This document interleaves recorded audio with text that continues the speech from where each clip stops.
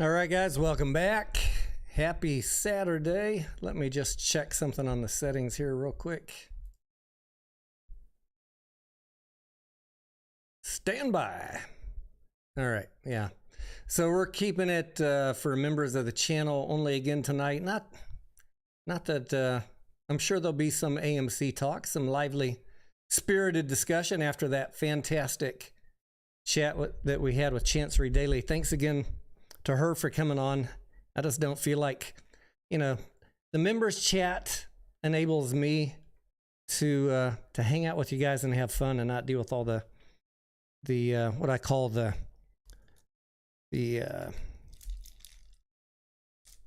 I have an adjective for the word trolls. What's the word I'm thinking of? Not clickbait trolls, the conspiracy trolls. There we go. I like to enjoy my live streams. It's my channel. And even if we had no members, it's gotten to the point where I'd rather just come hang out and have fun and talk instead of letting people come in here and purposely cause chaos. There's other channels for the chaos. Take that nonsense over there.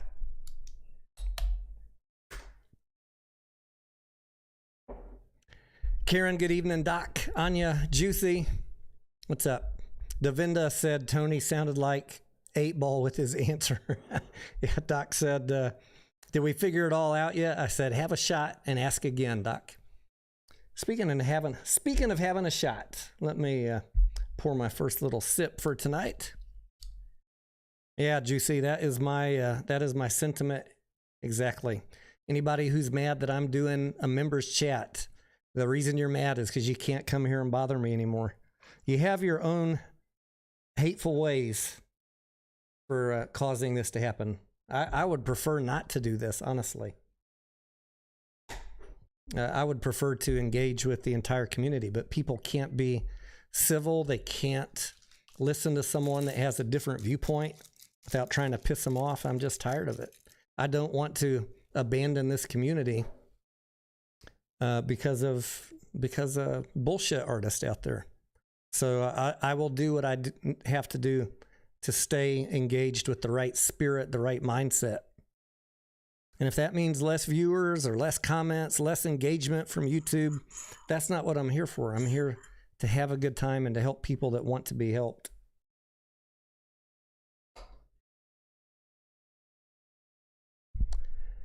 Savvy, no drama since we switched it up to members only chat.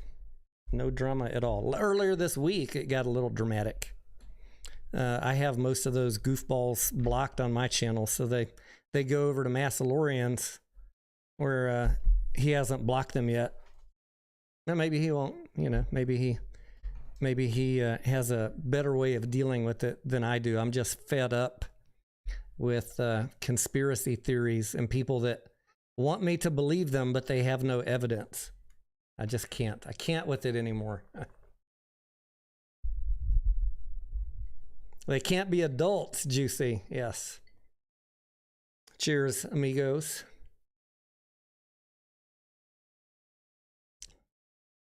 Not to be exclusively oriented, Douglas, right? I would prefer, guys, 100% to have this wide open. It's much better for me to get more viewers, more engagement, more comments.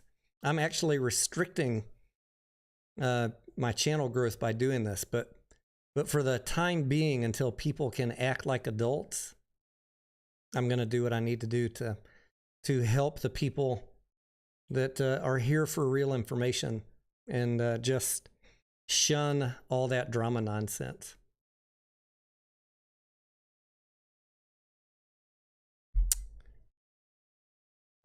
Who went to see a movie this weekend? I'm going to bring up, Stephen was showing some good charts earlier. Let me see if I can bring those up on thenumbers.com.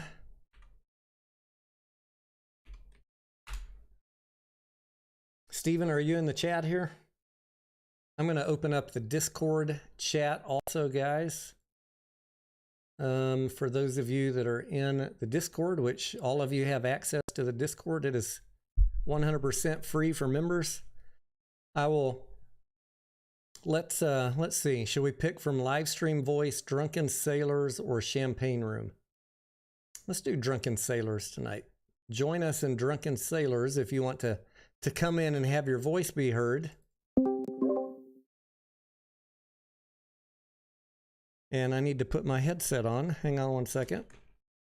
Still haven't gotten around to buying some speakers since those damn rabbits ate the cable. So let me put my ears on.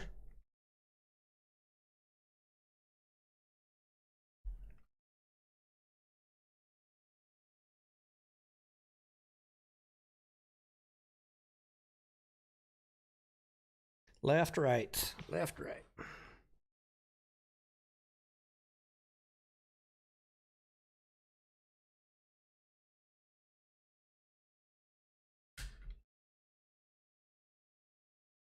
And around the hat we go. Drunken Sailors Room was created just for Tyler. He wanted a place he could curse in the Discord.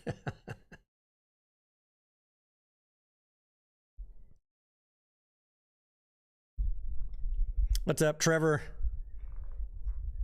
Grandpa Barney is back. All right, I should be able to hear y'all now if you come in the Discord.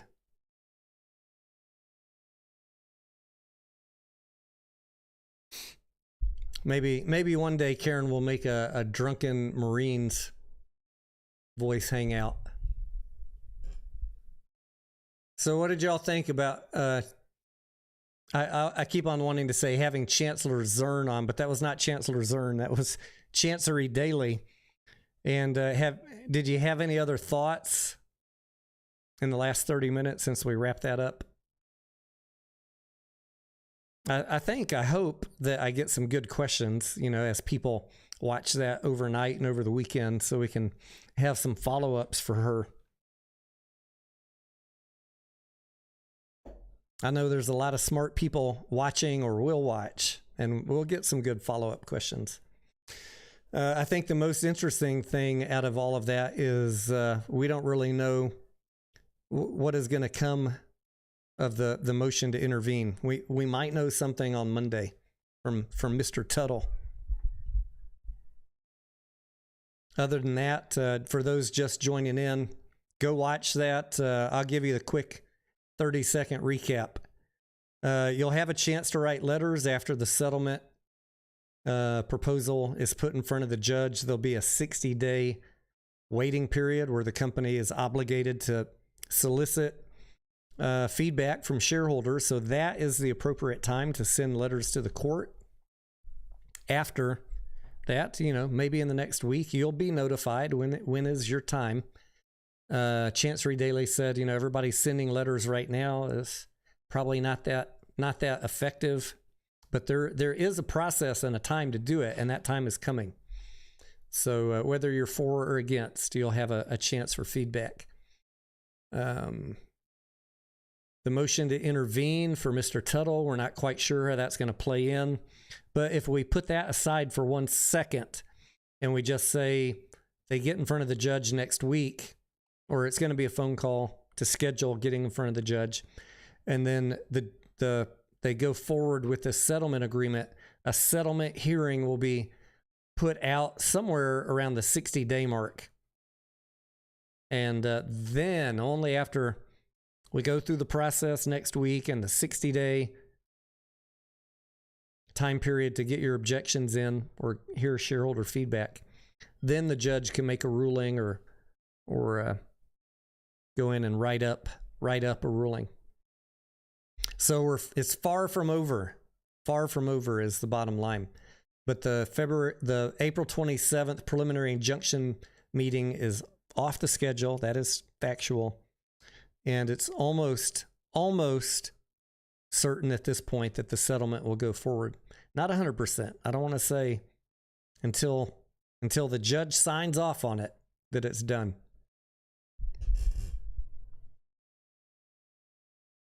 Why do we have to wait 60 days, Grandpa? I don't know if I still have it open. There is a standard settlement agreement that the Chancery Daily sent me, and it's just like in the boilerplate information. Maybe something I asked her to send me the regulation or the rule in the Delaware law, but she sent me a blank settlement agreement, and it's, I think, paragraph 6A. It just says you got to notify shareholders and wait 60 days. She did say that there's an opportunity that they could shorten that, but I guess it's the standard process.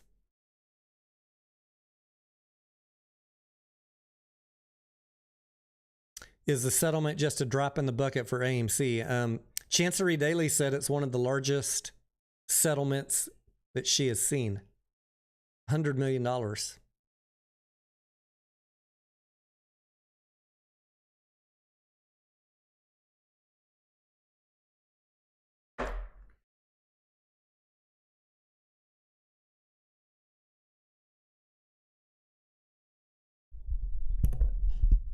The funny thing is, you know, if you think about it though, is it really costing AMC anything?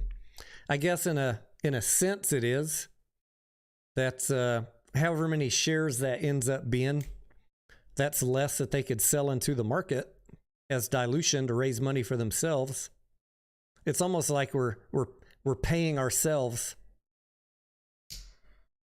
But AMC doesn't get any benefit from it, and that's less shares they could sell to somebody.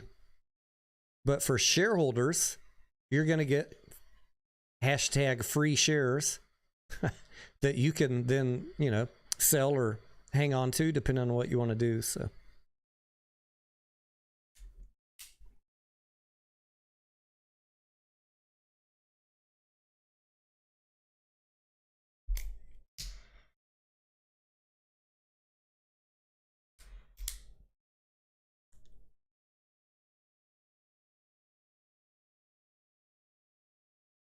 yeah, I'm ambivalent about the settlement. I mean, it's cool if we get free shares. I hate using that word free because I know it's not really free.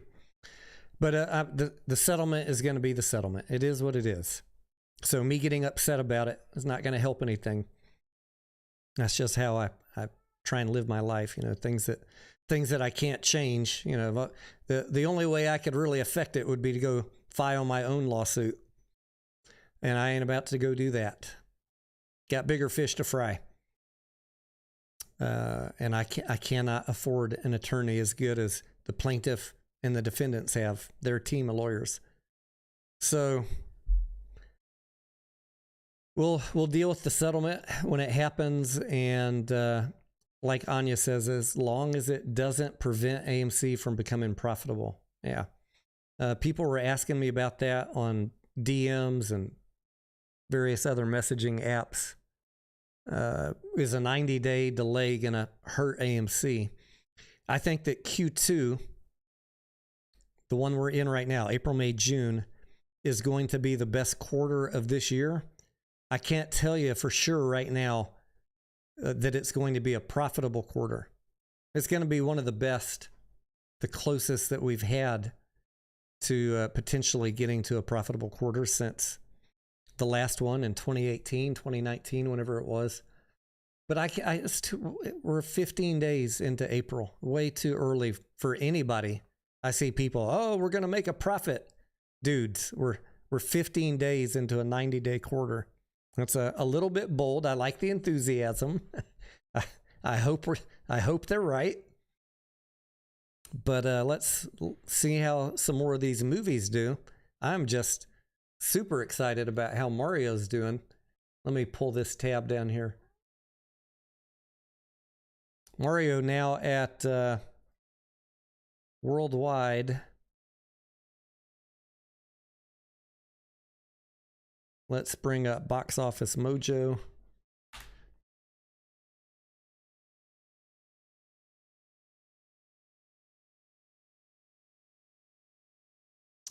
Damn it, I had a screen. It's over 600 million if I'm not mistaken. This is way too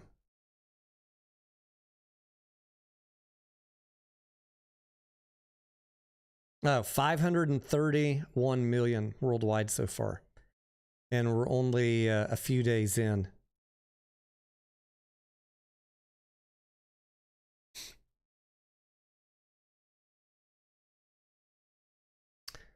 Let's see. Stephen, you had put up a chart earlier that you were showing ticket sales by year or by quarter.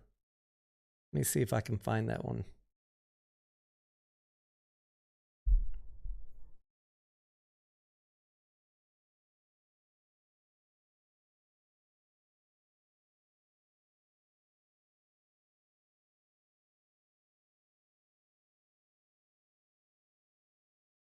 I don't know where you got that chart from, Stephen. Which one of these I need to click on? Where's Stephen at? Genre, type, distribution. Maybe if we go to annual box office.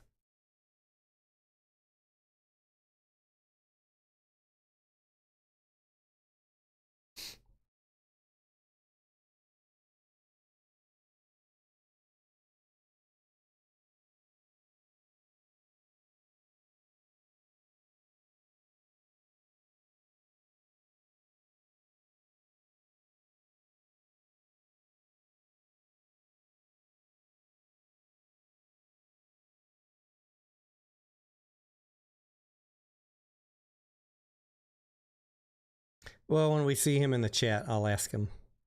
I neglected to earlier when he was pulling up his charts on his channel. Anyways, suffice to say, going back to my topic, we have a chance, a very small one, to be profitable this quarter. If nothing else, I mean, the most positive thing I can say right now is we're probably not going to lose 225 million this quarter. If we lose money this quarter, it won't be as bad as quarters in the past 2 years, because this one's shaping up to be nice. But then we go back to a slower movie schedule for the remainder of this year. And if this were to drag out, this lawsuit, for the entirety of 2023, I'd have some serious concern about bankruptcy. 90 days, 60, 90 days, if it takes that long for the settlement process and all of that to go through, I think we can make it. We've got 600 million. Average quarterly burn is 200 to 225. You do the math. We got 2 to 3 quarters before the lenders come knocking and saying your cash reserves are too low.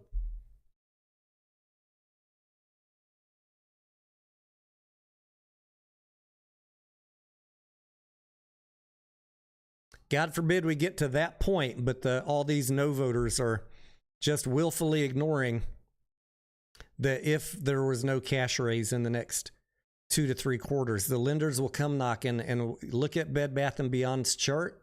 You're going to see exactly that on AMC.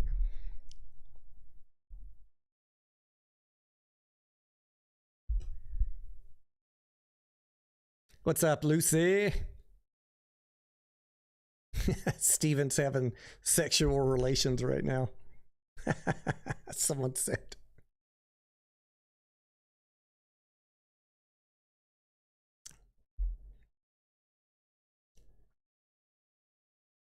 I was trying to look through this. This website's a good one for getting charts and graphs. The-numbers.com, and I saw Steven had a chart up earlier that showed tickets sold by quarter or by year, and now I can't find it. I can't find how he got that.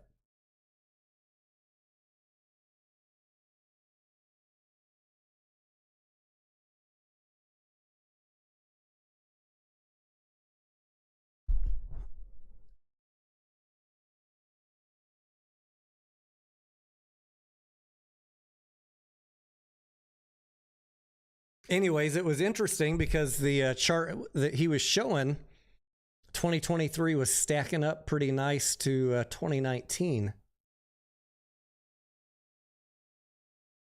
Comparisons, maybe. Nope. Oh, well. When Steven wakes up, we'll put that chart up.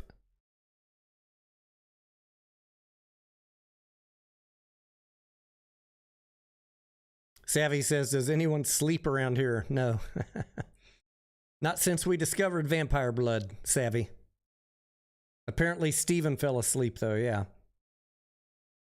All right, let's see what's going on in world news while folks are coming in.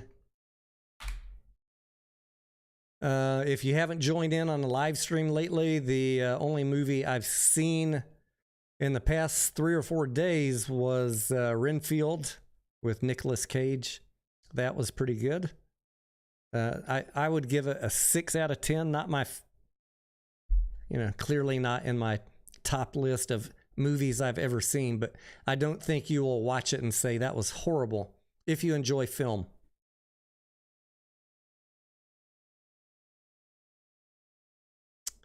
I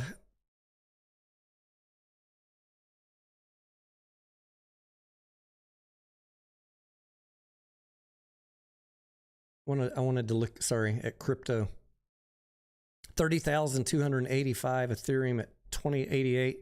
I got some texts that I should probably look at from the crypto guru. Let's see what we're saying here. Rocket Pool is a coin to watch. Anybody following Rocket Pool?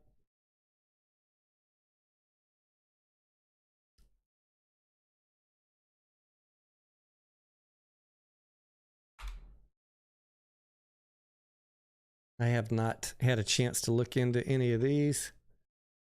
Not coin, Rocket Pool. Nothing even comes up. What else? It's probably an early coin.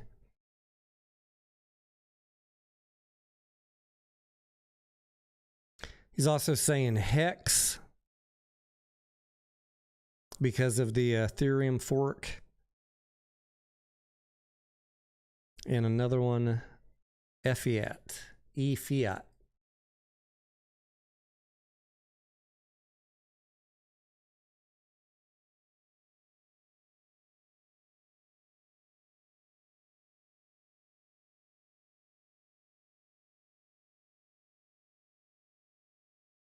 That one is down a lot in the last 24 hours. Let's go back 30 days.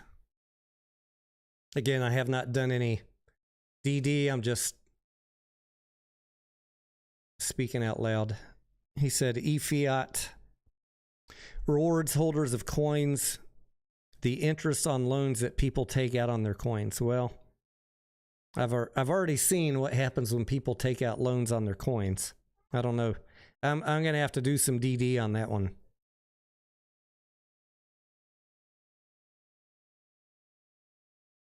That hasn't worked out well for a lot of people. Oh, he has to work in the morning, so he won't be here. Okay, Grandpa.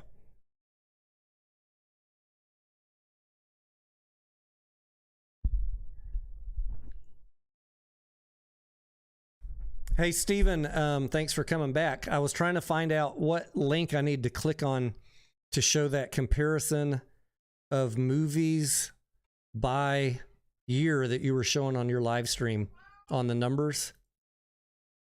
Which one of these? I can't find it.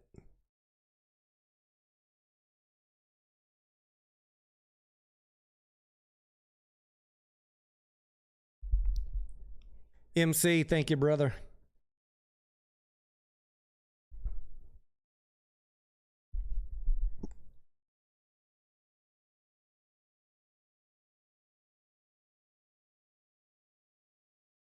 Savvy, I looked at that stock PTPI with Grandpa on Friday.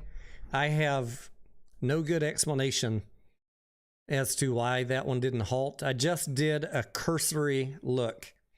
Normally, it's very obvious to me when I look at it that people are saying, why didn't this stock halt? And there's just enough slope that you can tell that it it didn't move 10% in 5 minutes. But that one, it looked to me, PTPI, that there were several 1 or 5 minute periods where it ran up well over 10%. So I haven't gone in and like tried to mathematically deconstruct it. But I have the same question. Maybe tomorrow when I get a chance, I'll get to look at it. Normally I'll shut down that kind of talk about they're not halting the stocks. I'll shut it down with some keen observation, but I couldn't do that at first glance on Friday. I looked at it, I was like, yeah, it looks like that one probably should have been shut down, halted, and it wasn't. So I need to look into it a little more. Steven, come in the Drunken Sailors chat on the Discord and tell me how to find this chart that I'm looking for.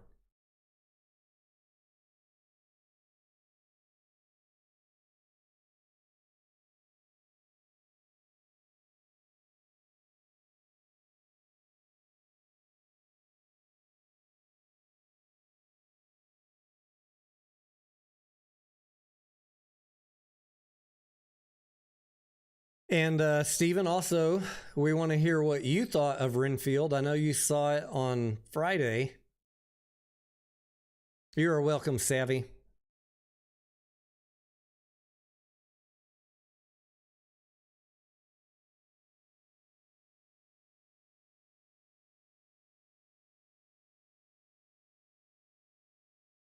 Good job, Savvy. Sister made money on PTPI. Love to hear that.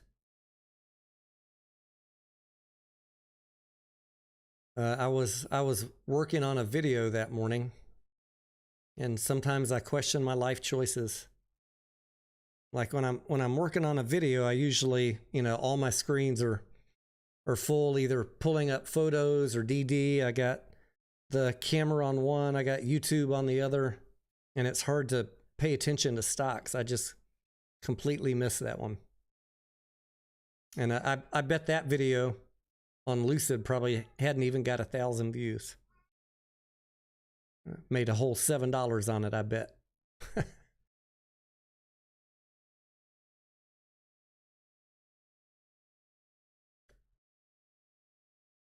I'm trying to make my way through the list of everything that all the different tickers that people have been asking about that we just haven't had time to do.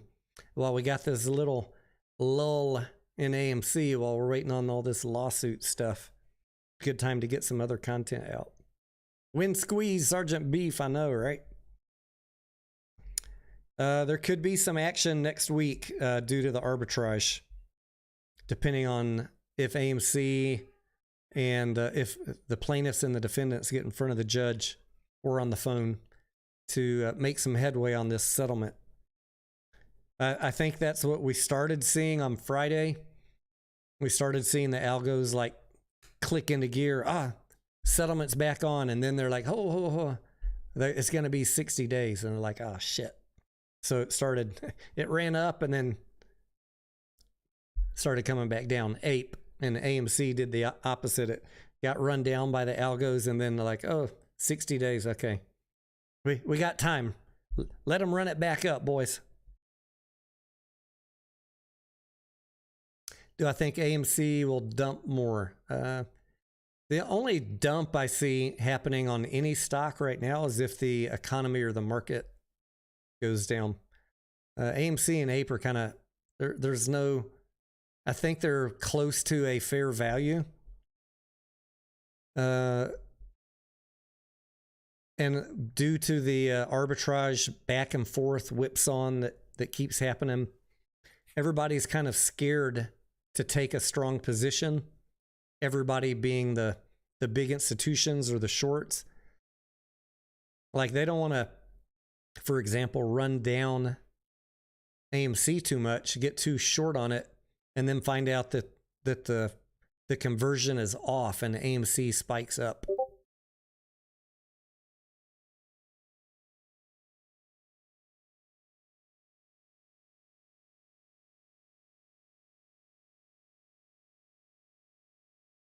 Just my guess, though.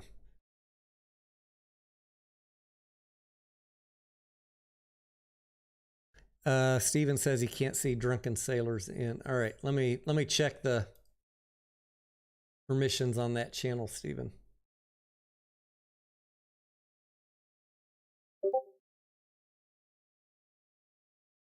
Stand by.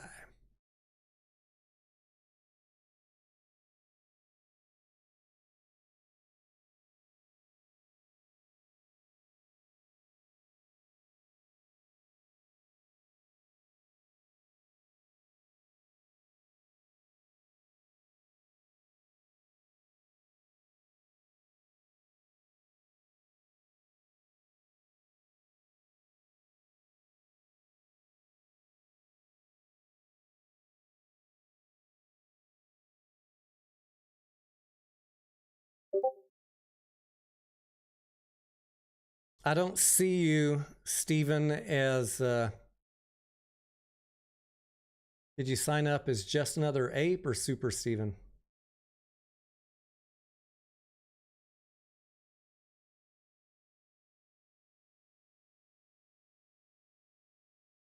Oh, there he is. FUD killer.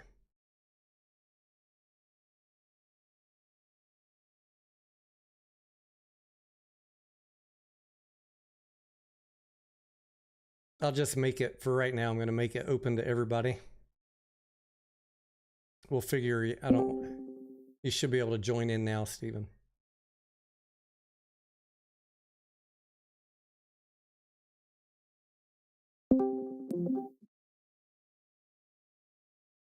Hello, hello. Howdy. All right, how the heck do I find this chart?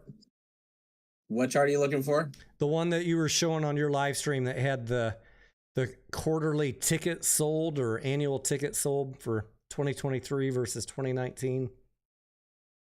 Was that on the numbers or box office mojo? The numbers. You got the numbers pulled up? Yeah, it's on my screen now. Under box office, there's a tab that says theatrical market. Yeah. Okay. And then scroll down and then you should start seeing the years. Is that it? Yeah. That is it. You are awesome. I'll at you, boy. All right. What do we got here, Steven? Walk us through this. I like the red line.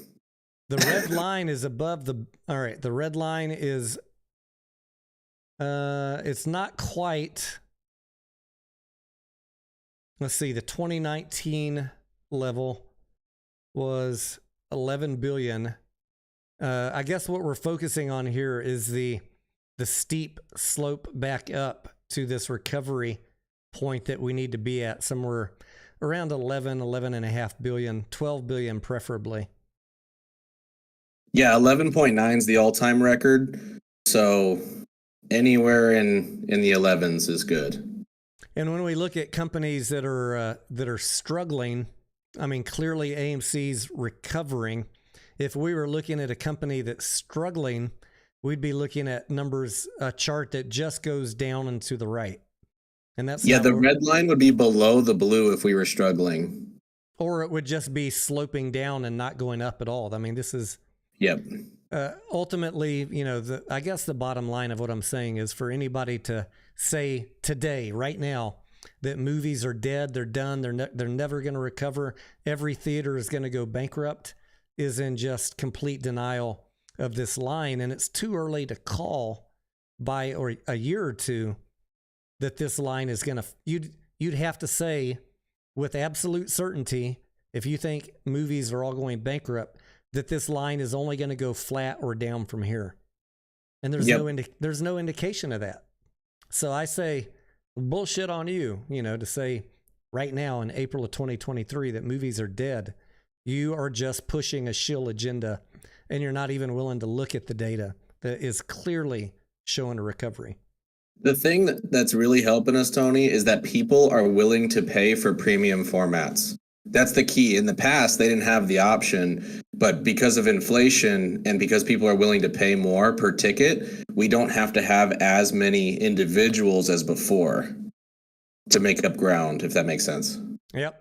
And AMC's, I would wager, I need to go back and look at the 10K, but I would wager their average concession per patron is going up because they're offering more types of food and more premium foods also, like at the dine-in theaters, the bars, all of that. Yep. If you click the 2023 button on the year, you'll see that. Here, click that button, the 2023. Yeah. So you see that line through the middle? Yep. And it's climbing. So that means that the higher that goes, the more we're overperforming for the expectation of the year. And then you can see average ticket price has risen. It didn't used to be in the tens. It was like $7-8, like not too long ago. So that's another indicator right there. And there's your top movies of 2023 right below it. Super Mario is the top movie of 2023. I just never would have imagined that, but I love to hear it. 600 million domestic coming. And what's going to be the next one, in your opinion, that's going to do better than Super Mario? Any thoughts yet? Oh, I mean, Mario really did. It's obviously the number one movie of this year so far. Give me one moment. Are you talking about like in revenue, right? Like the next $1 billion movie? Yeah. You know, Guardians of the Galaxy was supposed to be that coming out May 5th, but they're saying the numbers are a little low. The interest is a little low, so I can't say for certainty. Guardians, I hope to God they do better than what they're saying. But this is a little bit of a risk here. But if Little Mermaid is done correctly, and you know how I mean by that with Disney, if it's done correctly, that's your $1 billion film right there. The next one in May. Lion King and Beauty and the Beast did over $1 billion, so they're overdue for $1 billion film. Disney. Excellent, Smithers. What's the biggest and covers a larger audience in the gaming world than Mario? Nothing. I don't know. Nothing. I mean, the only thing that you could argue would eclipse that is probably a Zelda. A Zelda would come out or something of equivalent to Mario. Mario spans over 3 generations.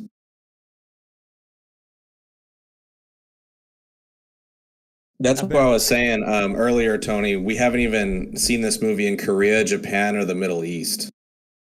Raise your hand in the chat if you have never, through yourself or your kids, spent time playing or watching a Mario, all the way back to stand-up arcade Donkey Kong back in the 80s to the metamorphosis into the Mario home gaming consoles. Mario Kart, Mario Galaxy, Super Mario. I haven't even played all of them. I didn't even know there was a Mario Galaxy till I saw the movie. Yep. My relationship with Mario ended when my kids got out of that phase and switched to Call of Duty. The big ones you're looking at after Mermaid is Spider-Man Across the Spideyverse. That's guaranteed. Me personally, I'm fatigued on Spider-Man, but everyone in the world loves it still. Then you have Indiana Jones and Transformers and The Flash, because Batman's going to be in there, so that's a good one too. Blazin', I said raise your hand if you have not, through yourself or through your children, ever been involved with some form of a Mario game in your life. Going all the way back to from stand-up Donkey Kong arcade games to home consoles. Doc Zeno says the arcade games. Yeah, we used to... I remember, Doc, my very first exposure to stand-up arcade games in the bowling alley as a Ute. They had Missile Command and that little football game with the trackballs and the X's and the O's. And Asteroid, the one with the little stick figure asteroid ship shaped like a triangle. And then it started progressing from there.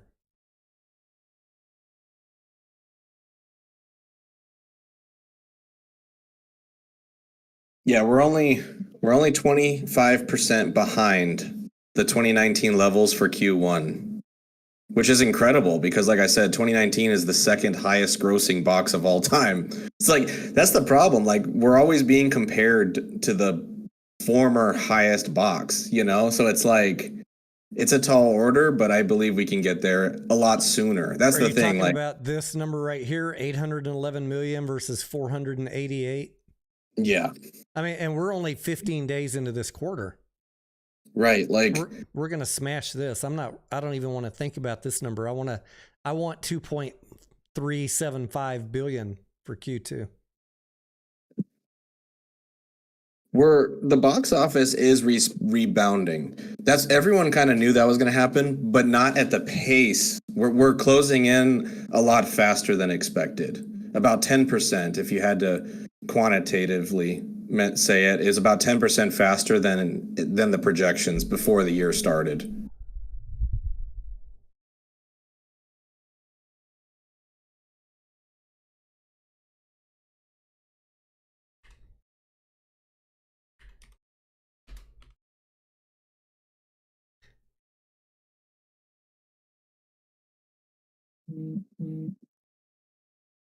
What other nonsense y'all been hearing going on out there this weekend out in YouTube land?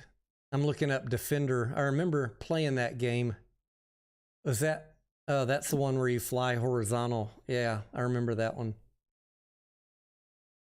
That's old school. Yeah, that's what I grew up with, Steven. I mean, my first game was Pong, the Atari 2600. Yeah, it's old.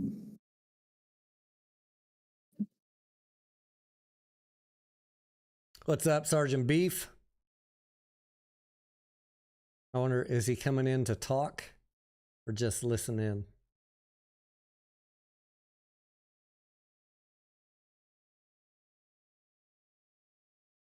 Juicy says, Lou says no more MOAS. Did he really? Or are you just pulling my leg, Juicy?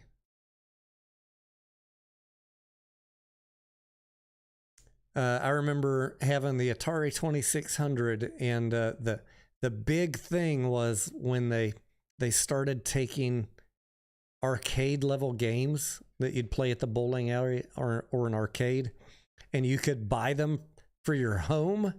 We're like, holy shit. And then we got really cool, guys. We had handheld games like what was that brand, Coleco or something?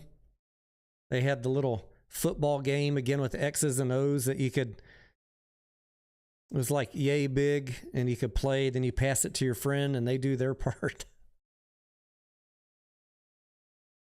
That's really going old school. It was not any fancy graphics, but everybody used to play that on breaks during grade school.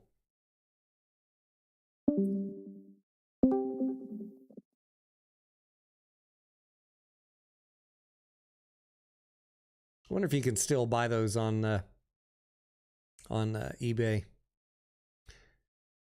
Doc Zeno says he had an Intellivision. I don't remember that.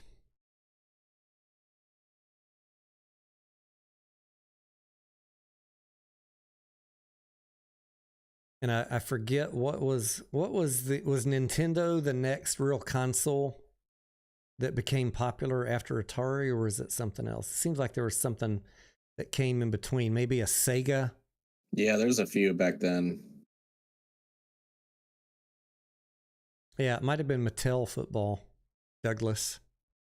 Some of y'all that aren't my age are like, what the hell are these guys talking about? Get back to talking about movies.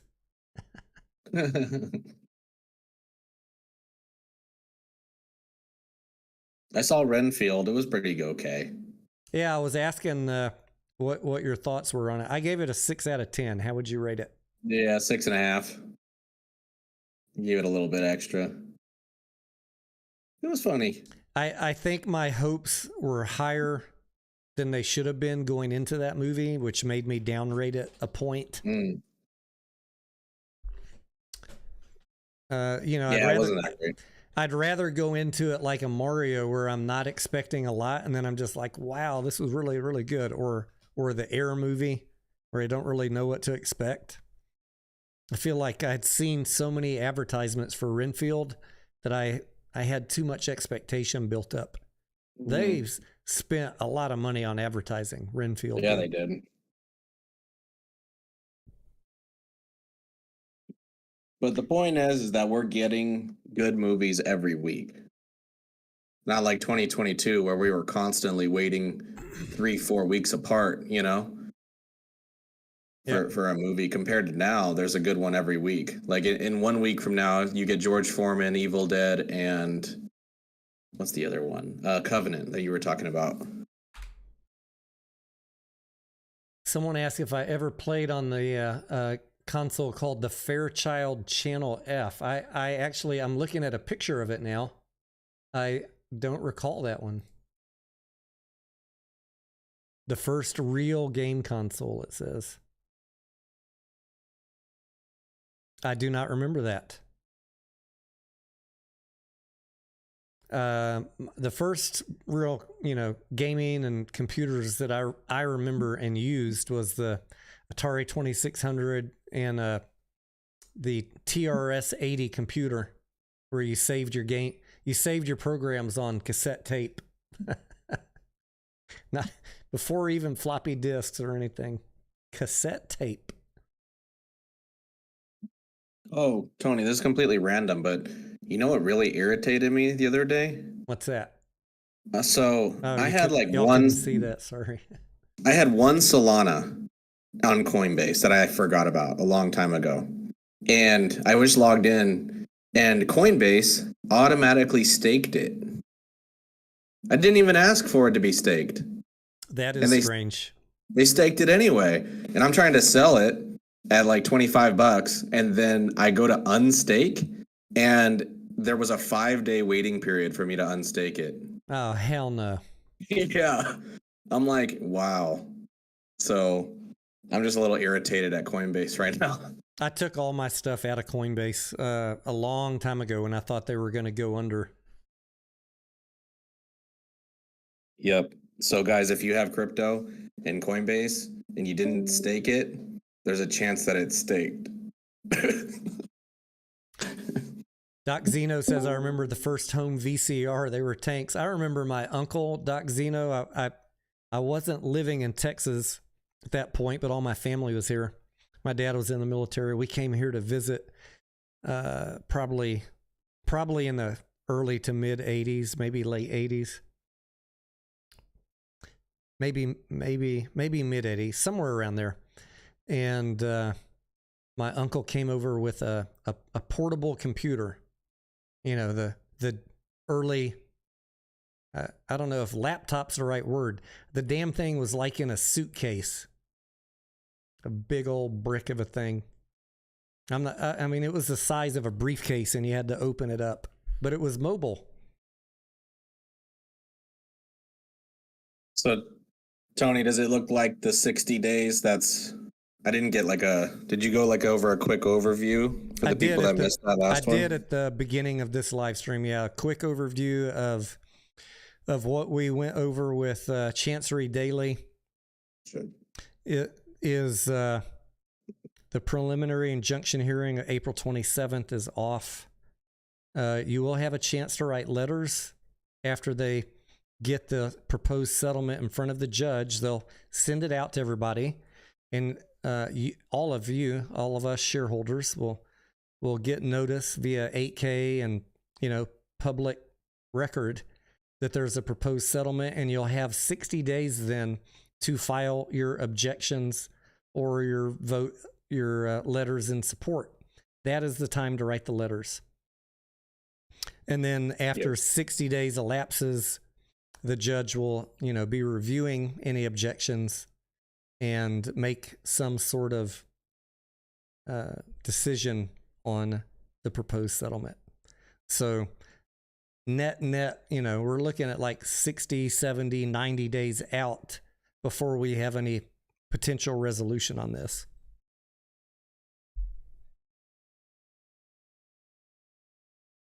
And gentlemen. and she really had no, she couldn't really tell us what to expect on the motion to intervene, the Tuttle letter, how that's going to affect things.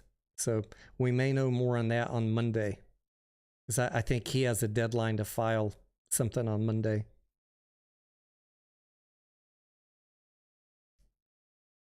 What's up, Beef? How's it going, Super Steven? I haven't talked to you. How you doing? Tony, How you doing, my friend? I'm back in St. George again. Where you been? Oh man, I've been on super secret stuff, just traveling.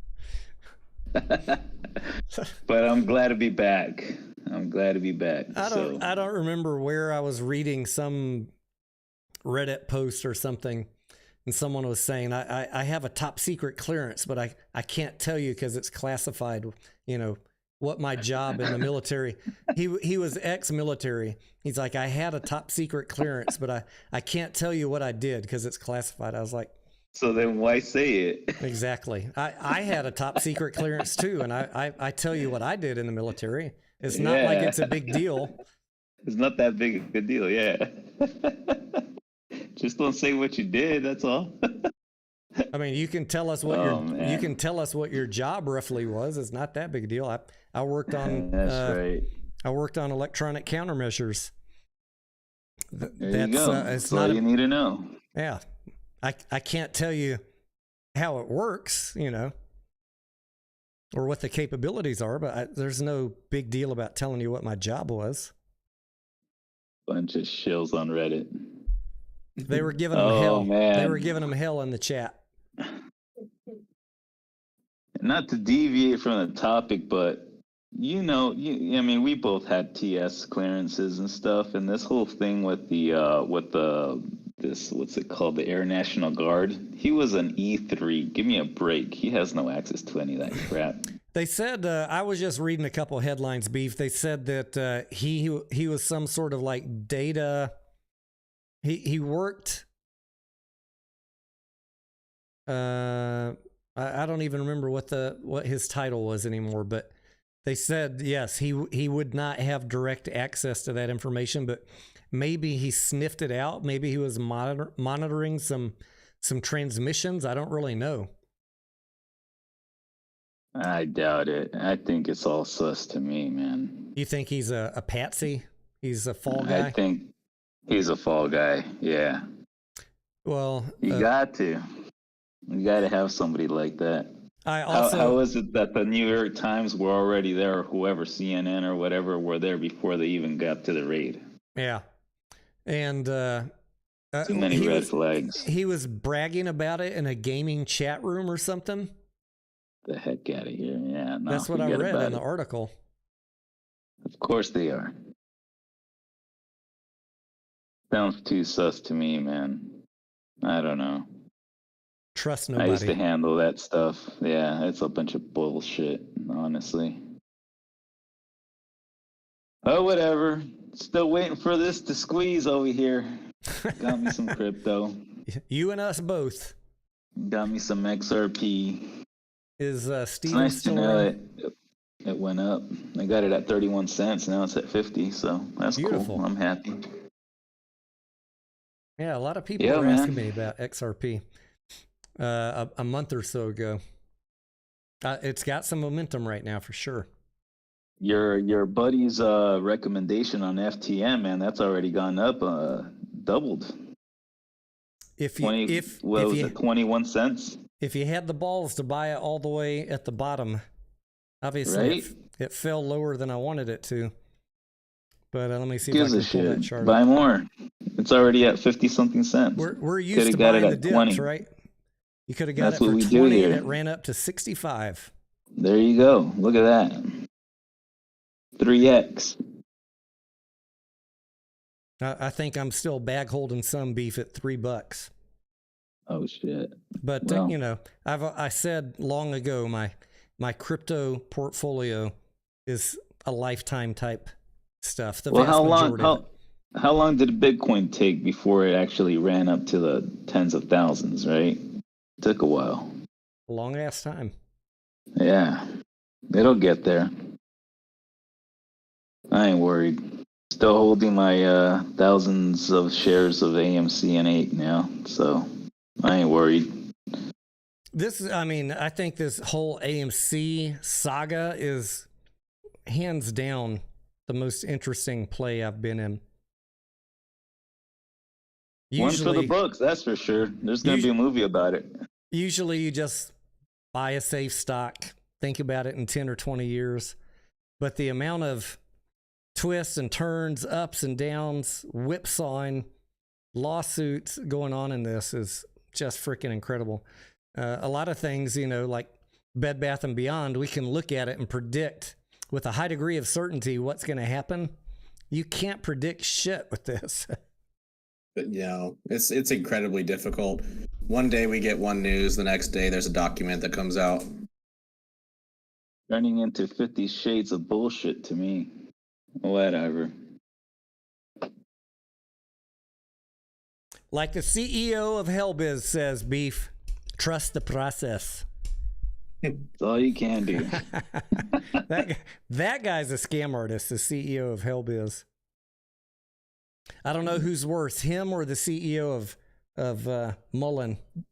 Jim Cramer. At least the Mullen guy was upfront about it. He sold his stock at $1.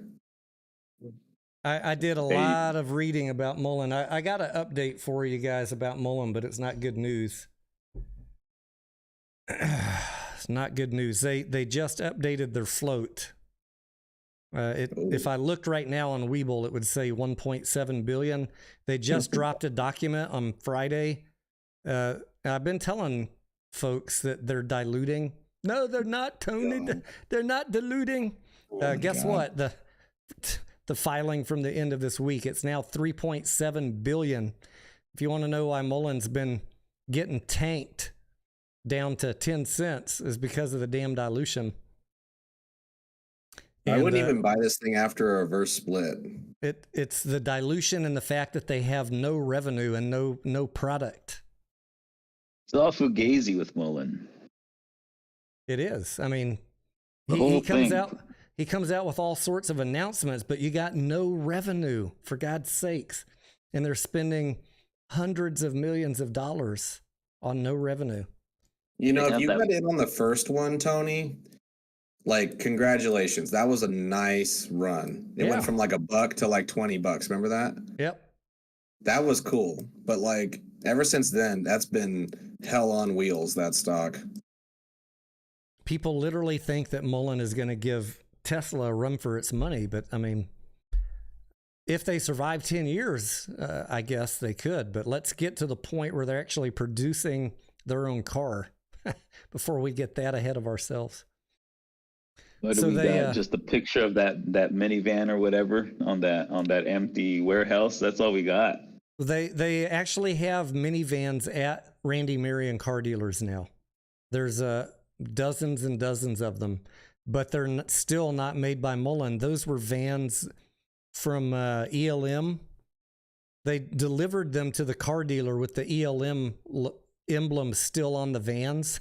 So they're over there in the parking lot pulling off the emblem from ELM and putting on the Mullen emblem. They're better off selling oranges on the exit of a freeway. Or flowers or whatever they got now. But I think they order those vans, I think, if I recall my numbers, for about $8,000 to buy that van from China. And then they upfit it with all their proprietary stuff and sell it for just over $20,000. If that number is correct, it's pretty affordable. And they still probably make several $1,000s. But I mean, even if they sold 6,000 of those and made $1,000, it's not going to put a dent in the amount of money they're bleeding. That was a trade play. I still remember that. He was like, I'm not going to get in this play, but if y'all do, whatever, do your thing.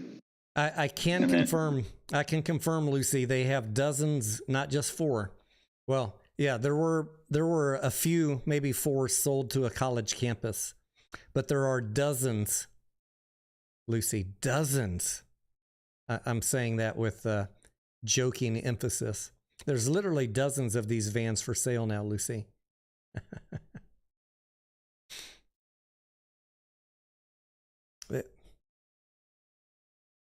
So the filing, they updated the float from 1.7 billion to 3.4 or 3.7, something like that. And they filed another notice that they're going to be selling around 2 to 2.5 billion more shares. Do we know what the reverse split ratio is on Mullen? We know. I just forget. I got too many reverse split numbers floating around in my head. Maybe 1 for 50. Wow, Jesus Christ, man. It's not the reverse split I'm worried about. It's the fact that they're diluting with no revenue. Yeah, there's a major difference, right? Like diluting out of desperation or diluting to use it for a good dilution, right? The Mullinites are spinning it though, like they're being good sports about it. I'll tell you that. I monitor the community. You know, there are many bitter people, understandably, but the diehards are being good sports about it. That you know, the company, they're hoping that they spend the money to hire people to build cars because they're not actually building anything yet.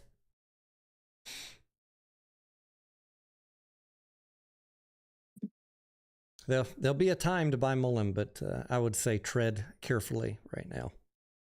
Even Lucid Sun is losing money. They're not selling much. My deep dive on Lucid said I can afford to be patient on that one, and I'm afraid when I dive into Rivian in the next few days, I'm afraid I'm going to find the same thing. All these electric car companies, they're all shit. No, it's not their fault. It's just so damn expensive to start a car company. What I'm saying, in this economy, forget about it. Between Mullen and Nikola, it's a toss-up. Yeah, I've only scratched the surface on diving into Nikola.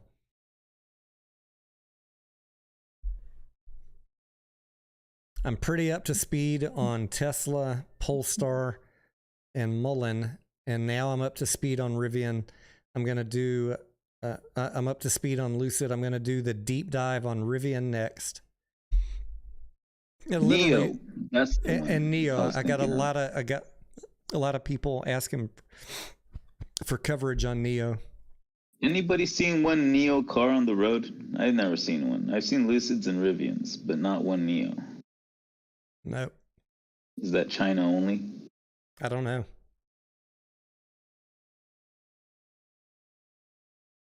I think it's just all a bunch of crap. These electric car companies, the only ones you see are Teslas, really. I can see them making some money, but it's only because they're getting all these grants. And even then, the government, this administration doesn't like Elon, so they're cutting his tax breaks on those cars too soon. Blazin says, did you guys see Musk announcing he's creating an AI startup to compete with ChatGPT? I have not seen that yet.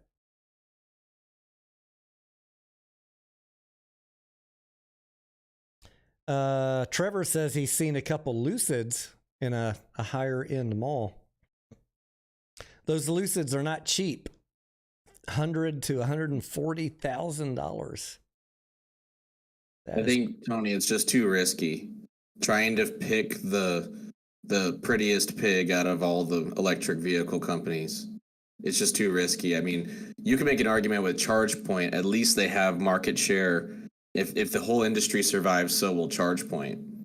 Even when I made my ChargePoint video a couple days ago, there's people in the comments saying ChargePoint's never going to make it. Okay, well, who is going to make it? Who's going to supply? They already control 70% of the charging stations in the U.S. Who's going to supply the charging stations if the biggest one goes out of business? Like, I think that's a little bit overly pessimistic. Are they profitable yet? No, but I mean, they are the clear leader early in the game, right? They're like the Tesla of 7-8 years ago for charging stations.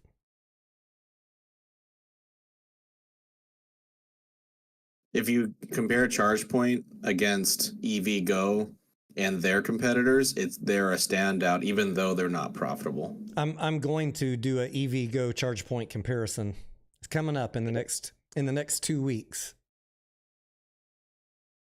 I just started digging into EVgo. All of these deep dives, because I have so many filings to read through and numbers to assess. You know, it's like a full day project to really speak on it knowledgeably, because you know, I'm aware obviously of all these companies over the last couple of years, but I'm not a subject matter expert on them to confidently say if they're a good deal or not until I read through all the filings and understand everything about their products, what their roadmap is. It's a lot of work. And I haven't done it till now because it's just been too early. Can you imagine if I was pushing Mullen 2 years ago or Rivian or Lucid? I think when you're dealing with a stock that is like a 5+ year hold, like a ChargePoint, entry is everything.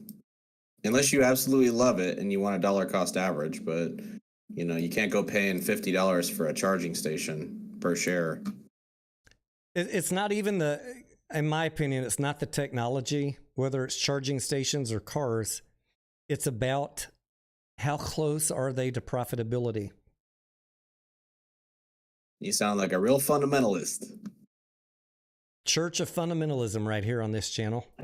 If you're buying companies that are losing money and are going to be forced to raise other money to grow their business, like any car company or charging station company or many others, you can afford to be patient. There's nothing wrong with saying that. That's not bearish. That's just fundamentalism. I'm going to make that a tenet of this channel, fundamentalism. I thought one of these major gas companies was buying a lot of ChargePoint, like Shell or Exxon or Chevron, one of those. I don't know who, but I don't remember seeing that, but that could be true. Trying to make money off the electric too, but either way, I drive a lot on the highways here between California and Utah, and I don't really see that many cars charging on any of these major highways. I know, they're usually in like cities. Within city, charge at home, go shopping, go to the work, and then go back home, that kind of stuff. But the only charging stations I see here are ChargePoint.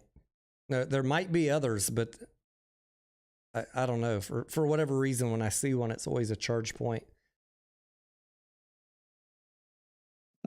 Tony, when you get a chance, I know you were talking about good stocks versus bad. Like you were going to evaluate both, right? Like in the future. Yeah. Consider Chipotle. I think that one confuses a lot of people because they see it at such a high price, you know? Yep. For like the good stock. Not shorting it anymore? One day it'll come down. I'll never forget, Stephen. That's like the one of the stocks I remember way back in the day when it launched and Kramer was pumping it. And I was like, I ain't buying a fucking enchilada company. Yep. Burritos, whatever. Sometimes my gut is completely wrong. Beef. The problem with Chipotle is it defies like normal business practices. Like the CEO goes on television and he raises prices and he brags about it and the price, and people still go to Chipotle and they still buy it. Like no matter what, people are going to go there, and that's what's led to their incredible EPS. I thought that it would go down, you know, kind of like Starbucks in the beginning. Yeah. Like it's just a burrito. I've always said it's a glorified burrito stand. Yep. It's not worth that much. Their shares outstanding is extremely low, you know. Yeah, that's a good one, Stephen. I'll do a story on them. I'll initiate coverage. It's a cult following, really. That's what it is. Nothing wrong with that. Having a dedicated shareholder base is good. Yeah. Lucy says, I like El Pollo Loco. We have a we have a competitor to Chipotle. If it ever goes public, I would buy it. It's called Cabo Bob's. Have y'all But heard you're of gonna that? say pollos hermanos. Cabo Bob's, I like them because they have multiple flavor tortillas, and they have shrimp. Cabo Bob's. We have at least 3 in our local area. My wife loves Cabo Bob's. Tony, I don't know if you've seen it, but have you seen what McDonald's is doing? What now? They are opening restaurants now without humans in it. There's one in Fort Worth, Texas, and now there's one in Vegas, and they're test. It's like in a test concept, but they're limited people running these, and it's fairly impressive. Look Have at you these. gone to one? No, I just seen the pictures, but there's one in Vegas. You can pick grilled chicken, shredded pork, sauteed veggies, crispy fish. It's tilapia, chopped brisket, or grilled steak. Ooh, the brisket sounds good.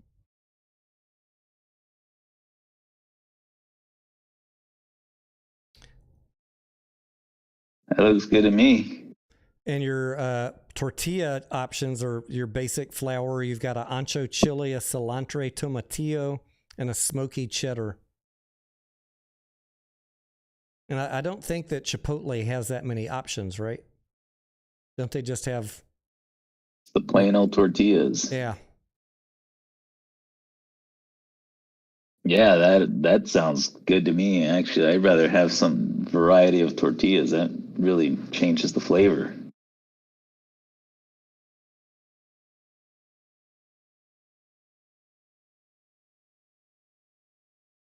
Oh my God, here's Blazin. Dude, Blazin is the ultimate AI robot guy. Like, he loves this shit. This futuristic technologies, like these speculative AI stocks, man. He will talk about it for days. I think Ape Blazin is an AI Yeah, chatbot. he loves it, man. Like if you bring up a ticker about AI, I bet you he knows about it before you.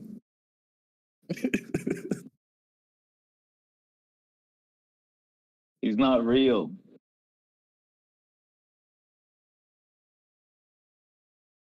Just busting your balls, Ape.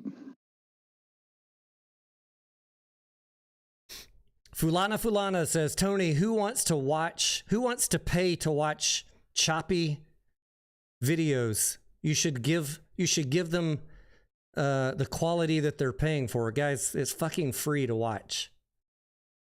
All right? Because of people that make comments like this, Fulana, that is why the chat is locked down to people that actually have reasonable comments.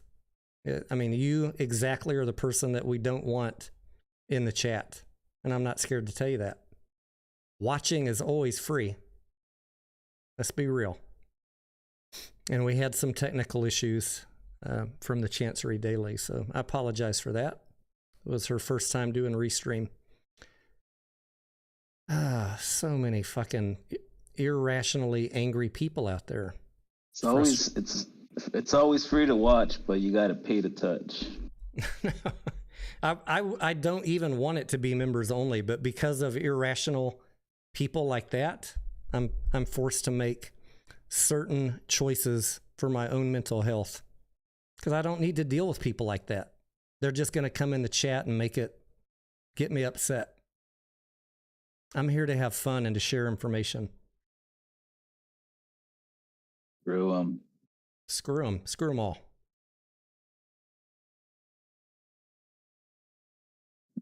What you smoking there, Tony? This is some budget cigar that I bought. It said, I think the label said Cuban Rejects. Every time I don't mind. Those are good. Every time I go in, there's thousands and thousands of cigars to choose from. I've got my favorites, but I always grab a handful of other stuff just to try. Because you never know. I mean, is a $5 cigar as good as a $12 one? What if you find one that is just as good? I get mine on online at cigarplace.com. Not advertising them or nothing, but they got some pretty good stuff there for cheap. I need to get a cigar sponsor for these late night streams. You should, man. Cigar Place, they actually do sponsor a lot of YouTubers out there. I watch some YouTubers out there that do cigar what do you call it, reviews or whatever. Yeah. And they always sponsor them. You can maybe get an extra buck, and they'll send you actually, like, depending on what you like or don't like.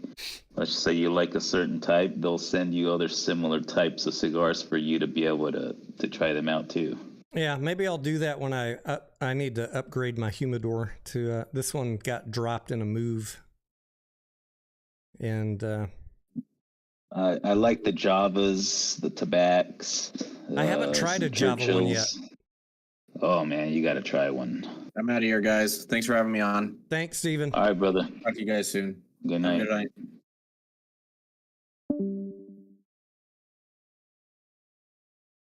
Yeah, I recently started smoking cigars a few months ago again, and can get quite expensive. But if you go get them online, they hook you up. You know, my intention, Beef, is always just to come here in the evening chat, smoke a cigar, have one or two drinks, and have fun. And it's been much more back to what how it used to be since we made the chat members only.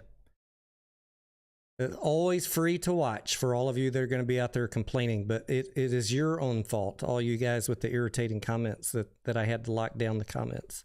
I would prefer not to do that, but people can't control their emotions, and I don't like dealing with all that drama nonsense. Nah, I think it's better this way too. There'll be some daytime lives where you can come in and chat, but I'm gonna get Hulk Hogan on blocking people. No mercy. Ain't nobody got time for that. You don't get paid.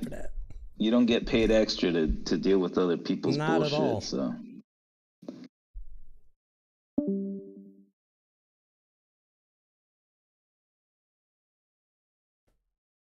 I barely get paid at all, Beef. I certainly don't need I don't need to be giving up my time to come here and deal with people's bullshit.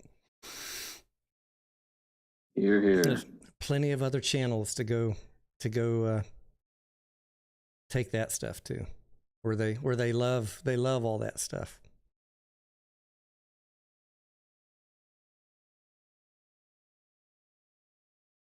Blazin says, "Hey Blazin, I was wondering, are you familiar with the data processing AI bots that they're selling to corporations to help eliminate human repetitive tasks? I'm wondering, like, some of these Yahoo and Bloomberg and Morningstar, all these people that are screwing up the Ape and AMC market cap, if they've implemented some of these AI bots and they're just not smart enough to figure out things like the Ape and AMC share count when a filing happens, because it's such a weird distribution of shares.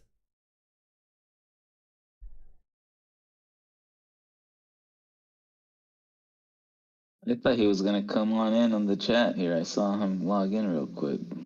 Or it was Broke Ape or one of those guys.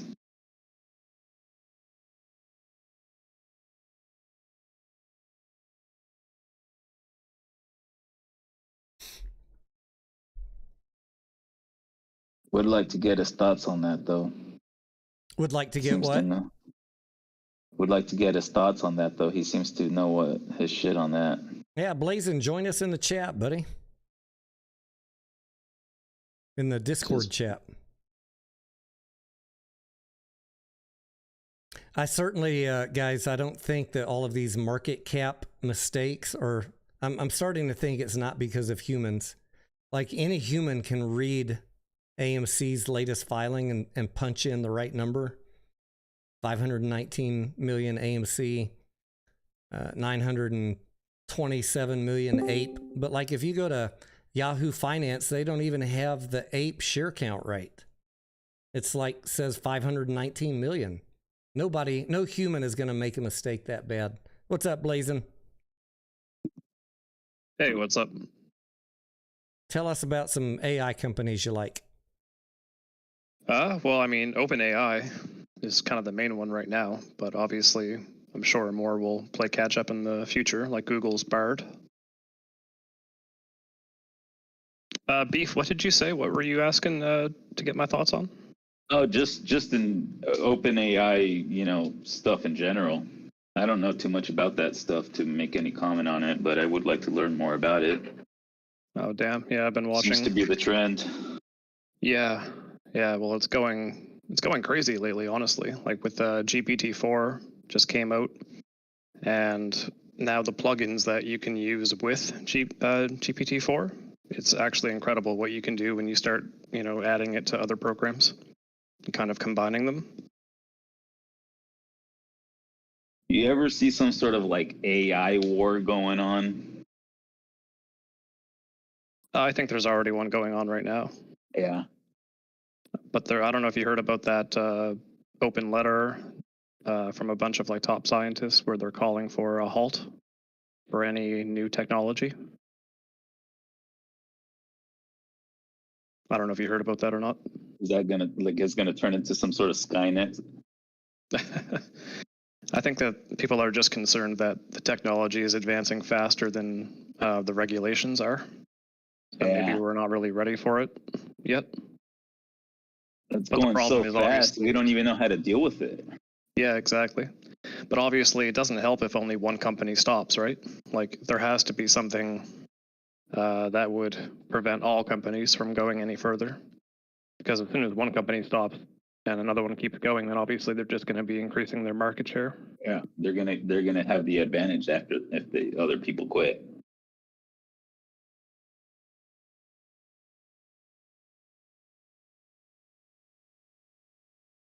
Do you guys own Microsoft at all? That's probably the best one to own for exposure to OpenAI. Let me pull up the Microsoft chart. I don't own any right now, but it's been on my list. But then obviously NVIDIA and TSM are both great as well for the graphics cards. Here's my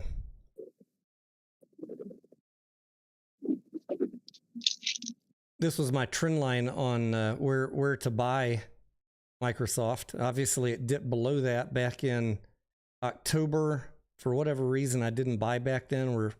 We're getting back into where it's a little bit overpriced for me. But that's when I started buying it. Where down back here? When it was at the bottom on the red line. Good call.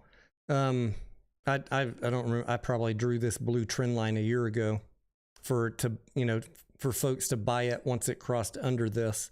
I don't remember why I didn't buy it, but I'll add them to my list of deep dives over the next couple weeks and use my new free cash flow model to see what it's calculating as a good entry price.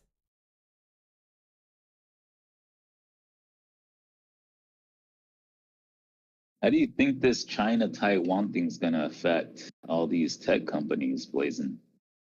Well, TSM is already building for the first time an American, I can't remember which state it's in, but they're building a foundry in the States.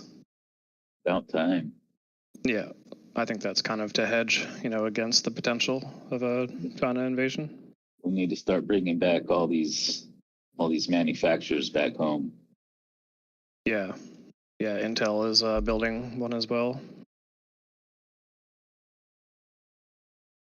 That's good to hear. Yeah. What do you think the likelihood of China invading Taiwan is? I mean, they're already doing so much. I mean, I don't know. I think they're just looking for any pretext just to be able to strike or looking. They're really. It seems more like they're goading Taiwan to take the first move so that they can have the pretext to say, "Well, see, look, we're just responding back to them attacking us." That's really what they're doing. If I'm not mistaken, I think Biden said openly that, if China were to invade, that the U.S. would help. I think that, I spent a lot of time working in Taiwan. I still have many friends over there in the tech industry. And I spent a lot of time working in China. And I spent a lot of time working in China with people that were brought over from Taiwan to start up factories in China. There's not as much animosity between the people as you would think based on the U.S. media coverage. The Taiwanese, they don't have, as a general people, ill will towards the Chinese people, but they do value their freedom and their financial freedom. But I think that mostly it's saber rattling on China's part for attention and to continue to consolidate their position as a world power. I don't know that they ever want to get in a battle to actually take over China, to take over Taiwan. So it's just. Go ahead. They're a paper tiger. China is. I mean, I wouldn't count them out. I mean, they have a pretty serious military, and it's a long way away for us to go fight a battle in Taiwan and China. But the world stage is not going to look on that very favorably. But they have never been their troops haven't been in any kind of battle or war before that we can truly say that they're ready for it. Not on the scale that it would be this time, right? What's the last time they got involved in anything? Vietnam, Korea? Yep. It's this whole new generation of troops that they have zero experience. They look good on paper, they look good on a parade deck marching around. But when there's bullets flying, I think that they would just turn into a hot mess. Are you, Beef, are you current military or ex-military? Oh no, I got out years ago. I still keep up with stuff. I have a buddy that stayed in. He's a major. He's out in Stuttgart these days, but yeah, I never really stopped keeping up with that stuff. So Hallie says you'd have to consider the U.S. is already in a proxy war over Ukraine.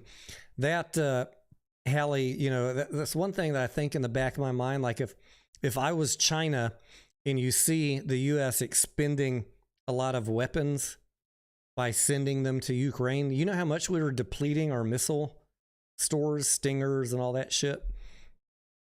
You see the U.S. depleting all of its inventory. It's a good time to saber rattle if you're China. And also the U.S. is distracted and probably doesn't want to monetarily support wars on, well, it's not really separate directions, right? They're both over that way. But it's a good time for China to try and swagger a little bit over the Taiwan stuff. But I would be shocked if they did it. I wouldn't say it's out of the realm of possibility, but I would be shocked. Yeah, I would agree with you that we are definitely depleted. All our major munitions, we pretty much just sold them all to Ukrainian oligarchs. Are we selling them though, or are we giving them away? We're giving them away, and they're selling them on the black market. So you can go on the dark web today and buy yourself a Javelin for like about 15 grand. Nice. So, have you checked that out? Have you confirmed that? There's tons of places that you can verify that on, but yeah. I may or may not be holding 2 Javelins right You're currently holding 2 Javelins? The sight is the most expensive part. That's the 80,000 part. The missile itself costs 40 grand. Yeah, But after the sight, that's the expensive part. Yeah. If you're a gun aficionado, after the MOAS, make sure and add a couple javelins to your stash. And maybe an Apache helicopter too. I've watched a couple of those weapons channels where they've bought retired Apache helicopters. Have you seen those? No. Just for the fun of it. What a fucking dream that would be. Oh yeah. I'd buy a decommissioned Apache helicopter in working flying order. Put a 30 cal the side of it. And No, just they take go off hog hunting. I'm pretty sure they take off the weapons before they resell it. MotoGP, that is really the question, right? With this administration that we have, would we respond? Or would we just say, well, it's unfortunate, Taiwan, but they already we were gonna defend you, but they already moved in. China could likely take over Taiwan in a day or day and a half. I don't know if we could muster forces fast enough. It's not really difficult. It's a stone's throw off the coast of eastern China. It certainly did let them fly their spy balloon over all our major military installations, and then shot it down after it got done with its mission. So, oh Lord, don't even get me started. The memes from that were fucking great.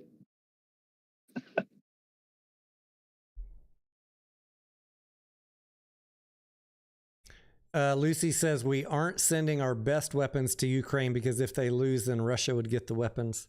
I wonder if Lucy, if our military is smart enough to have a LIFO, last in first out, or FIFO, first in first out, on what, or if they even worry about that. Like, do you send the oldest javelins in stock to Ukraine, or do you send ones fresh off the line?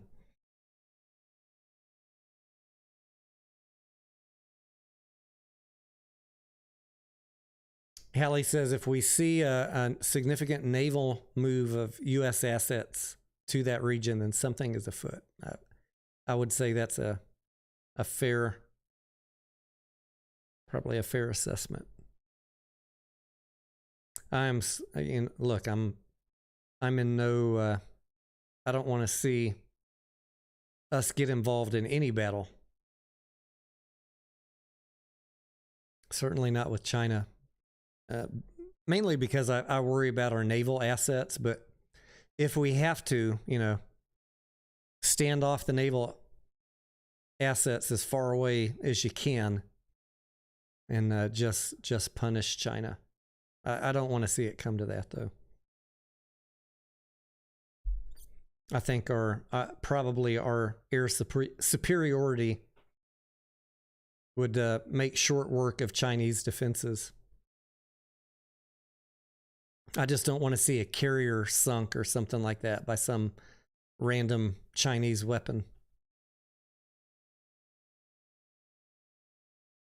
Well, they do have hypersonics. There's really no defense against those. Yep.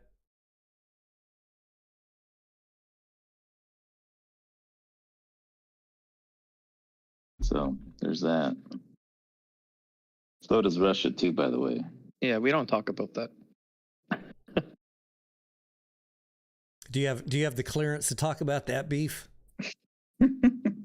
I only know so much about that to even talk about it, but I just got to say is that they stole that technology from us back when Hillary was Secretary of State. So they sure did. We gave them that technology and they took off with it, and I don't know if we've even bothered, doing anything on the defensive side. Maybe we do, maybe we don't. I don't know, but yeah, I doubt it. From their perspective, if they do have something, then the less that they talk about it, the better. So yeah, it's hard to shoot something that's going at Mach 10. Yeah, that's true. every time I think about war, I think about who's making money off of this. So, of course, the first thing I do is try and look up who are all the defense contractors that could profit off of this. But most of their stock prices have been run up already. Yep. Boeing, Raytheon, McDonnell. Mm-hmm.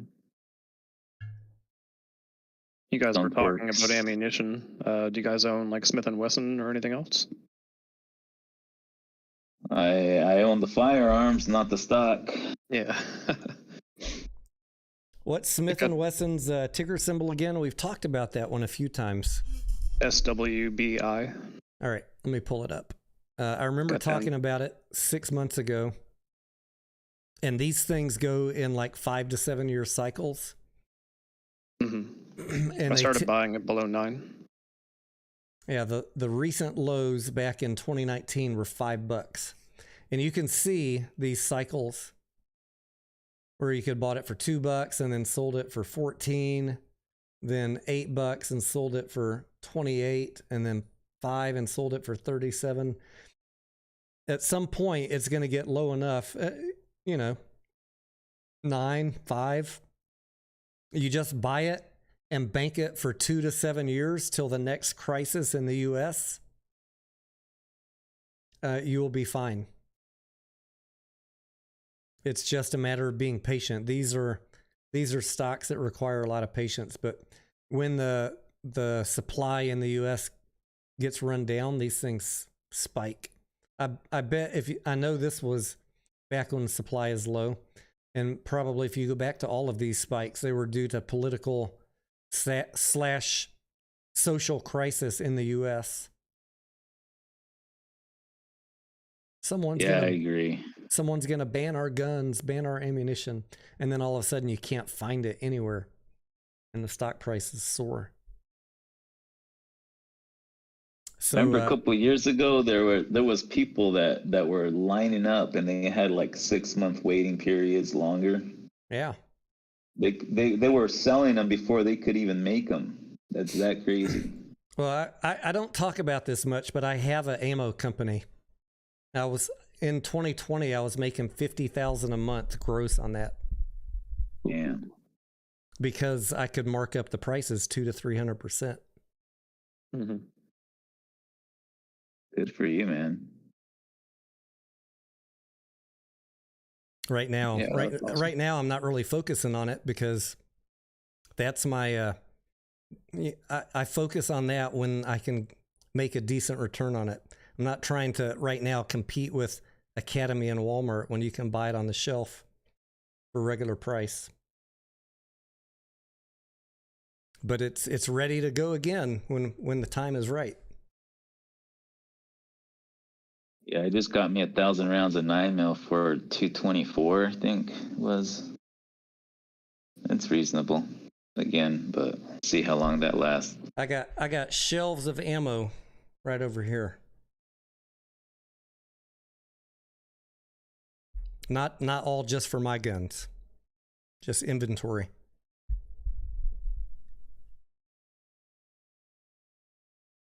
My wife hated me in 2020 because I was working 15, 20 hours a day shipping product all over the U.S.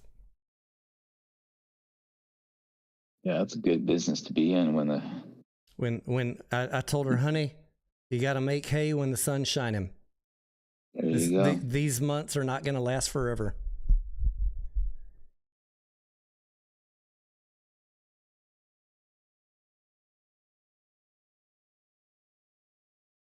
There you go. All right, gentlemen. Well, I'm going to get out of here. It was nice catching up with y'all. But good chatting with you. Thanks for tuning in. See you, Beef. Cheers, gents. Later.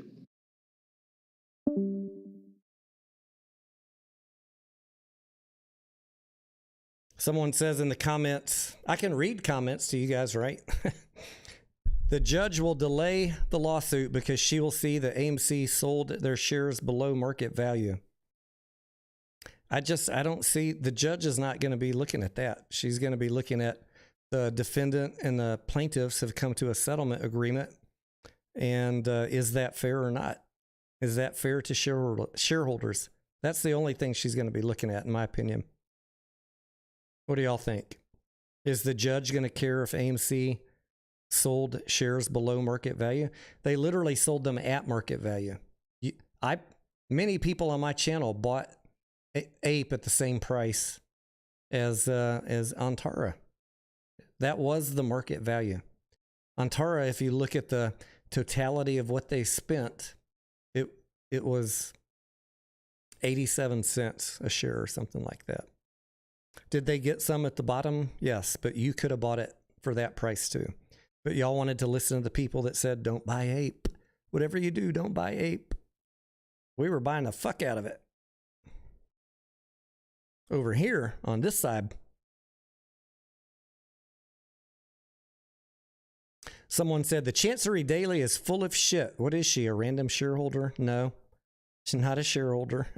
She's an attorney in the Delaware State Bar who has been covering the Delaware Chancery Court as a service to attorneys for over a decade. So anybody who calls her FUD or shill, I would say, why don't you subscribe to her and look at the totality of their reporting over the last decade, their vast coverage over Elon Musk and Box and all this other stuff. And get out of your emotions, people. Get away from the clickbait. She could care less what happens with AMC or Ape. Just like me, she's trying to help you learn to look at stuff from a rational, logical standpoint, from a point of law.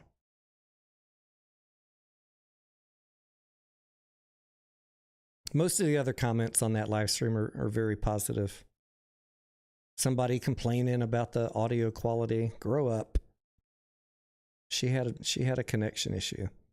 Like that doesn't happen on some other channels from time to time. I thought that was a great live.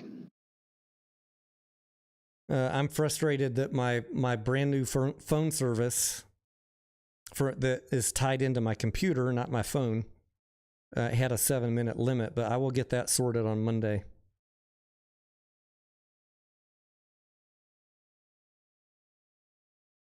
It was. I'm just thankful, like we had that as a backup, even though it was irritating that the call got cut off every 7 minutes. I didn't see that in the terms and conditions, blazing 7-minute limit. Real. This is a major service that markets itself to corporations. So what the fuck? So it's a paid service. Yeah. Wow. And it's not cheap. So I've been testing a few out for the past couple of weeks. I thought this was the one I was going to go with, but after tonight's experience, I don't know. Well, I will have a chat with them on Monday. I have a few other ones that I can consider, but none of them are cheap. All of it is for some future entertainment that we have planned for the channel. So better to get the bugs worked out this weekend, I guess, than try and launch it next week and find out it's not working the way I thought it would. Patriot says, I didn't see her, but she sounded hot. So I was laughing with someone in Twitter DMs about some Shallow Hal comments. I love Shallow Hal. Remember when he met Tony? What's his name? Tony, the motivational speaker. Tony Robbins. He met Tony Robbins in the elevator. He's like, "Wow." He's like, "What?" Shallow Hal is like, "Wow, look at those hands." He's like, "I bet you do good with the ladies, huh?" And Tony Robbins is like, "Well, I have a wife, and and he's like, she sounds hot." All he said was, "I have a wife. She sounds hot." One of my favorite quotes ever of any movie. Which movie is that? Shallow Hal. If you have not seen Shallow Hal, what the hell you are missing out. I will not Yeah. skip that. Anytime I randomly come across that movie on TV, I will not skip it. By the way, speaking of watching movies, we watched Top Gun Maverick on I don't know. We have Netflix, Hulu, HBO, and Paramount Plus. I don't know which one we watched it on, but it's on TV now. And my wife said, "Hey, you want to pick out a movie for us to watch?" Like, that's very dangerous for her to ask me to pick out a movie, because that's like free license for me to pick something that I enjoy, right? So I screen through all the bullshit, all the stupid direct-to-TV movies. I just hate all that bubblegum nonsense. And I said, "Oh, Top Gun Maverick." And I put it on. She's like, "Really? Why this?" I was like, "Because it's Top Gun. Hello." And, it's been a few months since I've seen it. She didn't say anything after that. I was like, "Look, if you don't want to watch what I pick, then don't ask me to pick. Just pick something." Did she watch it before, or was that her first time? She watched it when it premiered with me back in the movie theater. But like, Okay. I'm a Top Gun fanatic. I've probably seen the first one 100 times. Yeah. And I will watch the second one 100 times. What is there not to love about? I used to work on jets, for God's sake. Fighters. I wasn't in the Navy. I was in the Air Force, but I worked on F-16s and F-4s. It's just everything about that life I love. Right. Yeah, those movies are awesome. If I had 20/20 vision, I would have gone to be a pilot.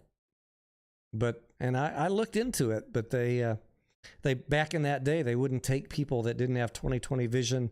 And even if you had corrective surgery back then, the only thing available was something called radial keratotomy, something like that, where they slice your eye a bunch of different ways and then tighten up the eyeball. And they wouldn't allow that because they didn't know what the effects would be when you're pulling G's. Because I would have got that surgery if it would have meant that I could have been a fighter pilot. So I was like, well, all right, I'll work on the jets. Like, I'll skip officer school. I'll just be a grunt and work on the jets. I was going to college at the same time. Could have easily gone to officer school, but I just opted not to. I've been in for 13 years, and I've never wanted to be an officer. No, thank you. You know what's funny, Blazin'? I don't know about where you're at up there in Canada, but when you're a seasoned enlisted person and then you come across a first lieutenant, like a fresh officer, it's like meeting a freshman in college. They have no fucking clue what they're doing half the time. Oh, I know. It's like little lost kids. Yeah. Not trying to be disrespectful. I mean, That's like the junior divisional officers that we have to deal with.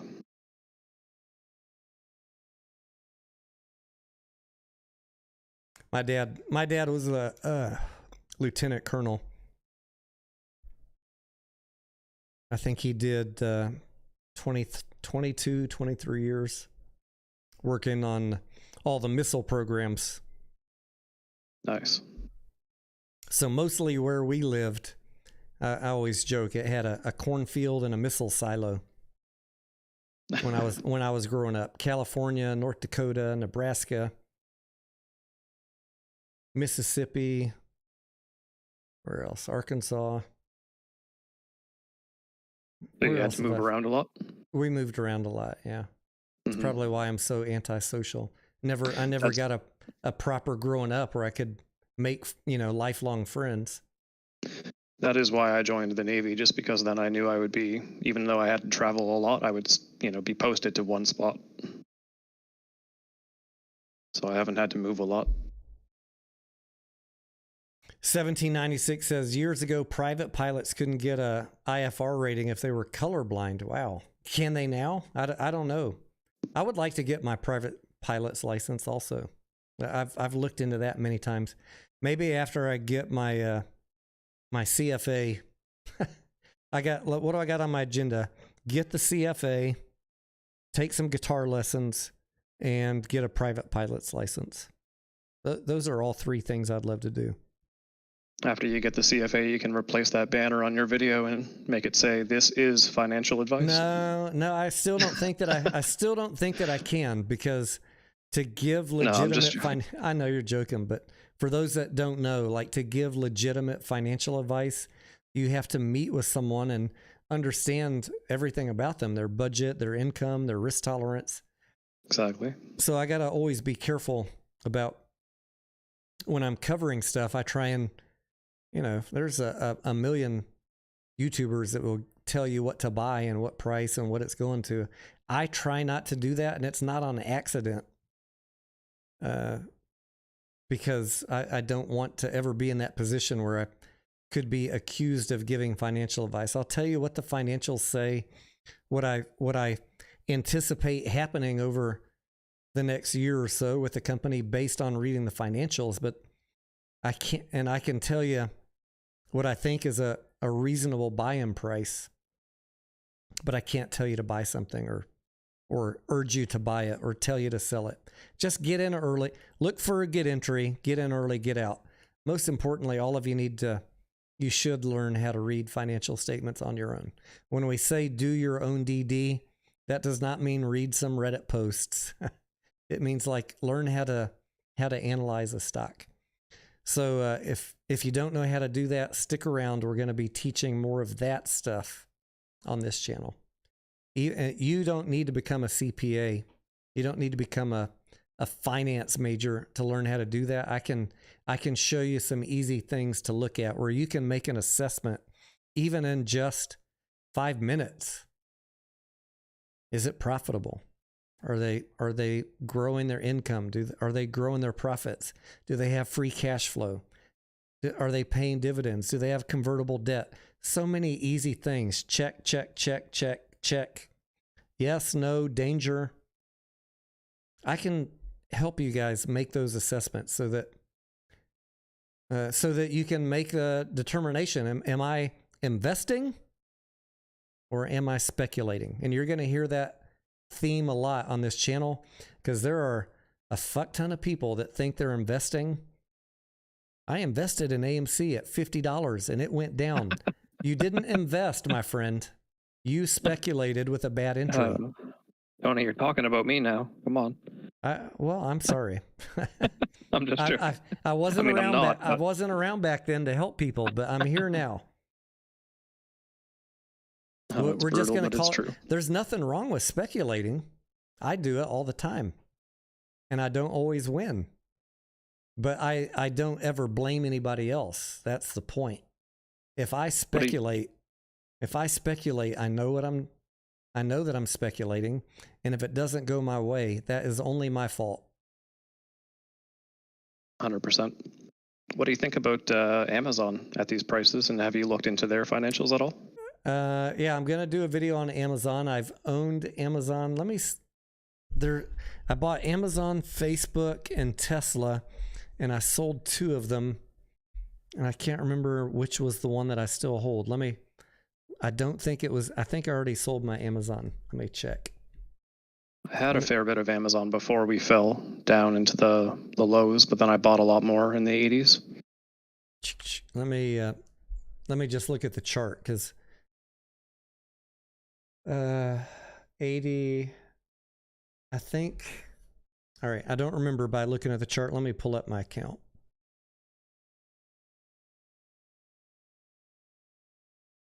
Stand by. Standing by.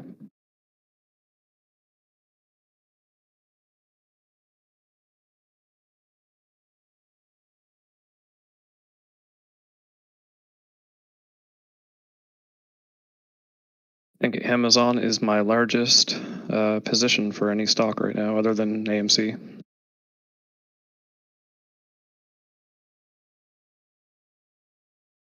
It wasn't Nvidia, but I sold most of that on the run-up. That is one of my big regrets over the last couple of years, not buying Nvidia. When we went down from the bear market, I bought pretty much as I could from as many good companies as I could.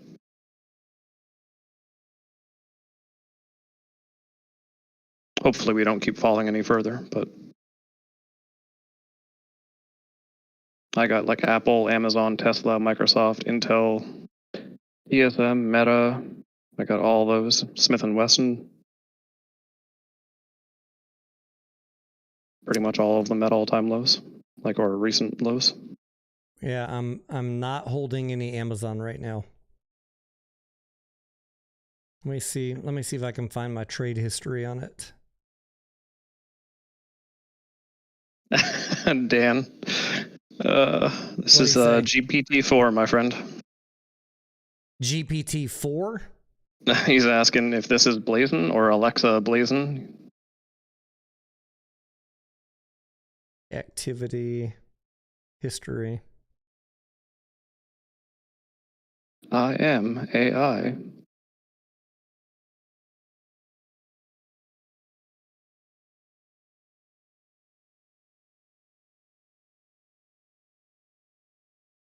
I sold Amazon on February 6th. All right, let's see.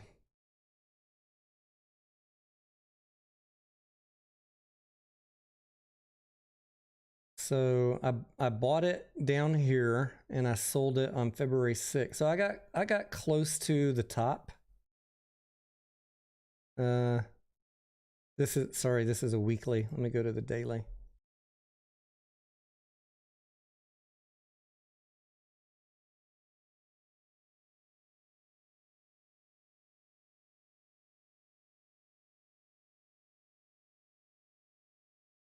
This is the 6th, and I bought it just, on this dip right here in the 80s.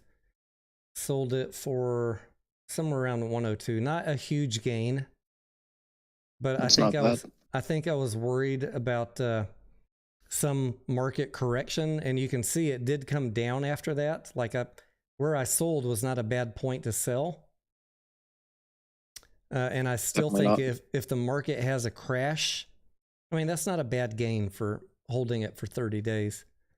No. And I mean, the thing about a stock like Amazon is that you can have a smaller percentage win and be happy because you can probably invest more into that position and not be worried about it going to zero. You know what I mean? And no one's expecting Amazon to run up 100% in 30 days, right? I'm not buying Amazon for, I was buying it for a long-term hold, but something spooked me in February and I sold it. And I haven't rebought yet. So if it retraces back down into these 80s, 100%, I'll be buying it again. Mm-hmm. Even at 100, it's not, I don't think that it's a bad price, but I had set my target for buying it in the 80s. So I'll do a video for you in the next couple weeks. And what are your general thoughts on the market right now? Do you think we're out of the water? I'm still very concerned about a major market correction. Are you? Which is why, like, I'm looking to add blue chip stocks, but I'm not necessarily incentivized to buy Amazon at 80 and think it's going to 150 by July. You know what I'm saying? I'm okay to trade it. I think we got time to play around. I don't think we're not going to see a market run up out of the blue before, not before the middle of this year for sure. Mm-hmm. Did you have a chance to listen in to the last FOMC minutes? I've listened into the last Jerome Powell talk, but I haven't read through the minutes yet. Okay. Matthew says, I think the Amazon euphoria is a little over. I would not be surprised for a pullback on Amazon. I'm not saying it's a bad deal at $99, but I'd much rather buy it in the 80s than at 99 or 102. For me, the question is really more like about the market at large. Like, I don't see that is what I'm basing it on, like more market risk than Amazon. I don't see a situation where the market recovers, but Amazon doesn't recover back to 150 plus. And Amazon's been like laying off people and shutting down distribution centers and stuff like that. It's not all like rainbows and unicorns over there.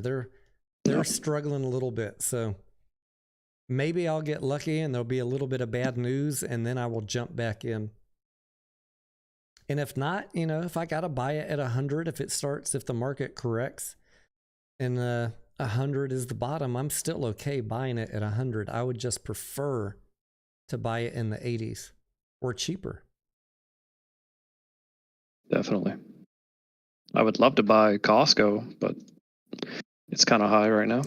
That's one of my very next videos coming up. And I'm glad you said that because I agree. Have you seen that, the pricing model that I'm coming up with for the channel? Yeah. Yeah, I actually wanted to talk to you about that at one point, see if there's at some point in the future, if maybe I can't help create like a program that can actually pull data for you straight into that Excel file. Well, yeah, I'm using call functions to pull the data in. Are you? Okay. Yeah. At some point, you know, when I actually make money from this channel where I can afford to hire programmers, we'll have a website that has all of that stuff or a tool. But for right now, just me, like I can sit here and learn how to use call functions in Excel to scrape data from websites and bring it in, which is what I've been doing in my spare time. I'm pretty good at Excel, but like learning how to do all these outside data scrapes is that's what I've been learning. And then creating the model, looking at dividends, looking at earnings per share, and we'll do a free cash flow analysis also to try and figure out what is a value price to buy these stocks. You can see already when here's my yellow line, it's way lower where I'd like to buy Costco. Oh God, yeah. Yeah, we're at 489. This is 250. I think I think by the time I make my video, it's going to come in somewhere. This is super conservative, right? It's going to come in somewhere around 335. I mean, what makes you think that it's going to go that low?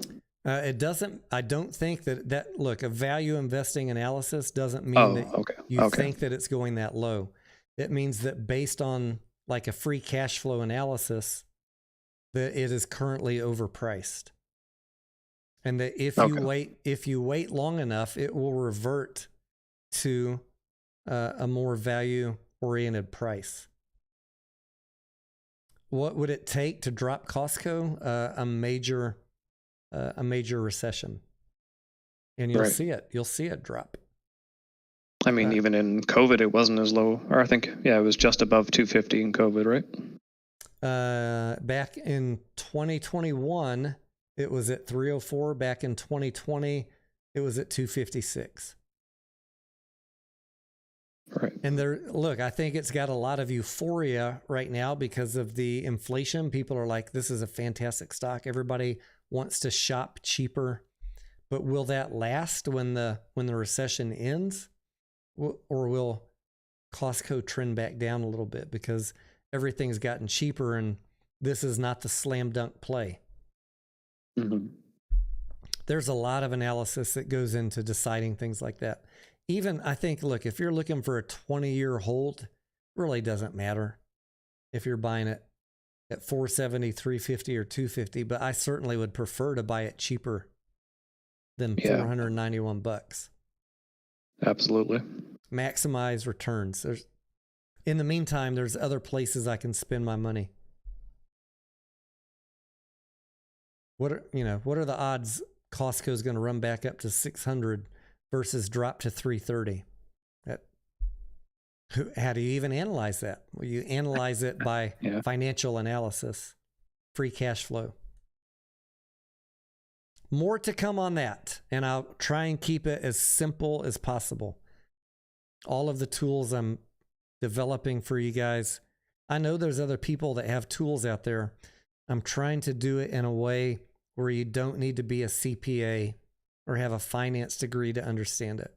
That is the value add that I think I can bring, is understanding retail traders and where you're coming from versus traditional analysis of these plays for a good value entry. A lot of people talk about free cash flow, but they don't talk at the level of 90% of viewers. You know what I'm saying, Blazin? Yeah. Most people, your eyes just glaze over when you start talking about this stuff. I think you do a pretty good job of explaining things in a way that most people can understand it.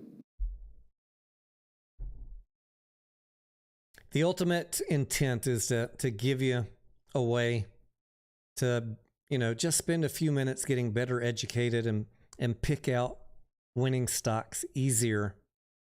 And if you want to learn how to read financial statements and really dig into that stuff, I'll be here for you. But if you're just looking for a quick and dirty how to separate the wheat from the chaff, I'll be here for that too. How interesting was it, by the way, to see the results of that poll? One third for investors versus short the poll we did on the chat the other night. That was very interesting. It's like 1/3 wants to be a full-time day trader, 1/3 wants to be a part-time day trader, and then 1/3 just wants to invest for retirement. Yeah. Yeah, I'm happy with that, actually. Like, I don't want to be a channel where everybody's looking to day trade, because you're going to have a lot of bad incentives.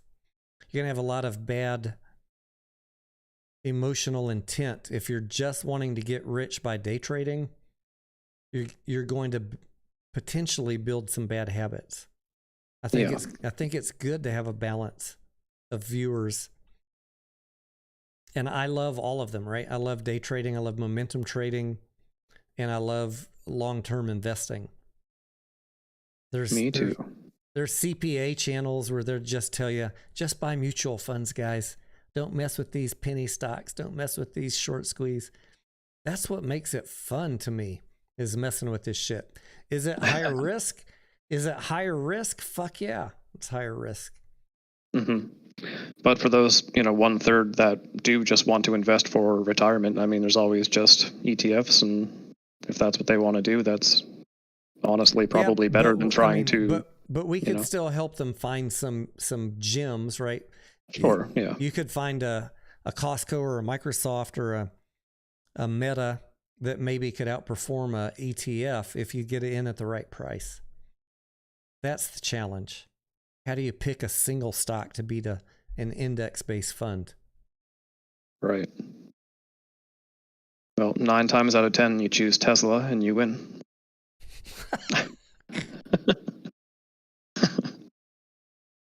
Oh, Lord. Tesla is like the mortal enemy of value-based investing channels.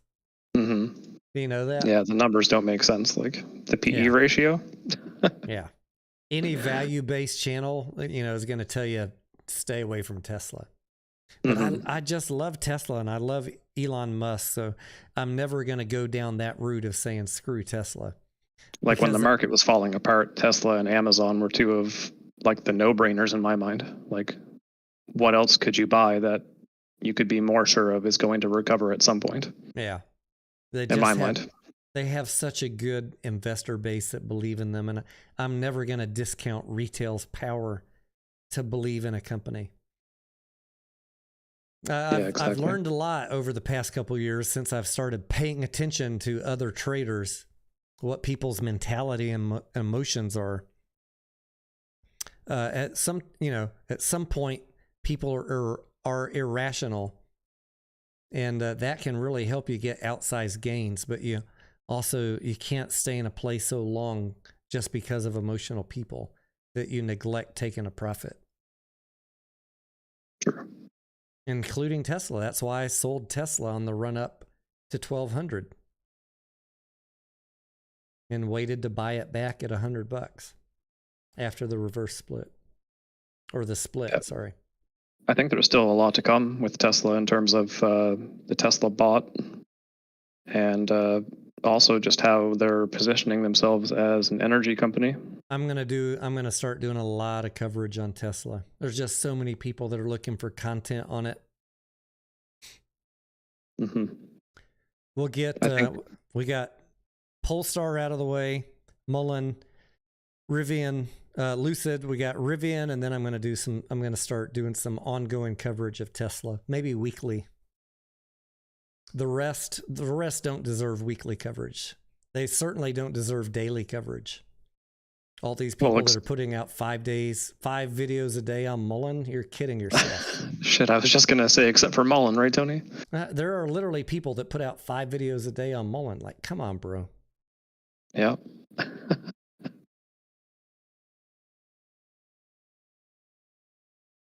Dan says his eyes are like glazed cherries. What are you still doing up, Dan? What? It's like 6 o'clock in the morning over there. Dan says 1/4 long-term investing, 2/3 part-time trading. I like Dan about a 80-20 mix. 80% long-term investing in good, solid, profitable long-term companies, and 20% day trading and just swing for the fences. Dan, your fractions are fucked up, my friend. That's all I'm going to say. Is he joking? Is he joking with us? He's definitely fucking around you. 1/4 long-term and 2/3 part-time trading. You never know it, Dan.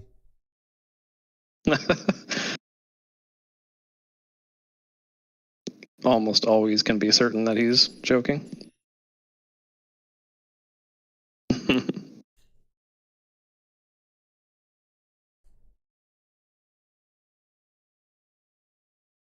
All right, guys, it's 12:15 here. I don't want to sleep till noon tomorrow because I'd like to get some videos out. So I think we'll probably call it a night. It's been fun for once, this is the 3rd time it's been fun in the last month.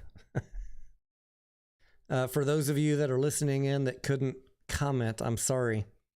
You know, this is not what I want to do, to make it members only chat, but for the sanity of people that value the information that we're providing here, and for my own sanity, I really just don't want to deal with all the emotional, conspiracy-based people. There'll be some live streams where we open it up to everybody, and you're welcome to throw in whatever comments you want. But on my Saturday nights, I don't want to deal with that nonsense. So I hope you can respect that.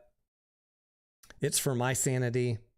It is for it's been widely, I got so many good comments from people saying, God, Tony, thank you. Thank you so much for making it members only chat. Like we're actually enjoying your live streams again. It is really disruptive to people that value the message we're pushing here. The content, the education, the learning how to invest the right way, learn how to disconnect from the clickbaiters, the emotional YouTubers, the no DD people, can't read a financial statement. Look, if you like that content, there's channels for that, but this is not the one. So if I keep it locked down a little bit, it's for the benefit of my viewers, my people that want to see that stuff. And we'll slowly try loosening it up again. But if I see it getting out of hand, it's either going to be insta-block, torch them right off the island, or go back to members only.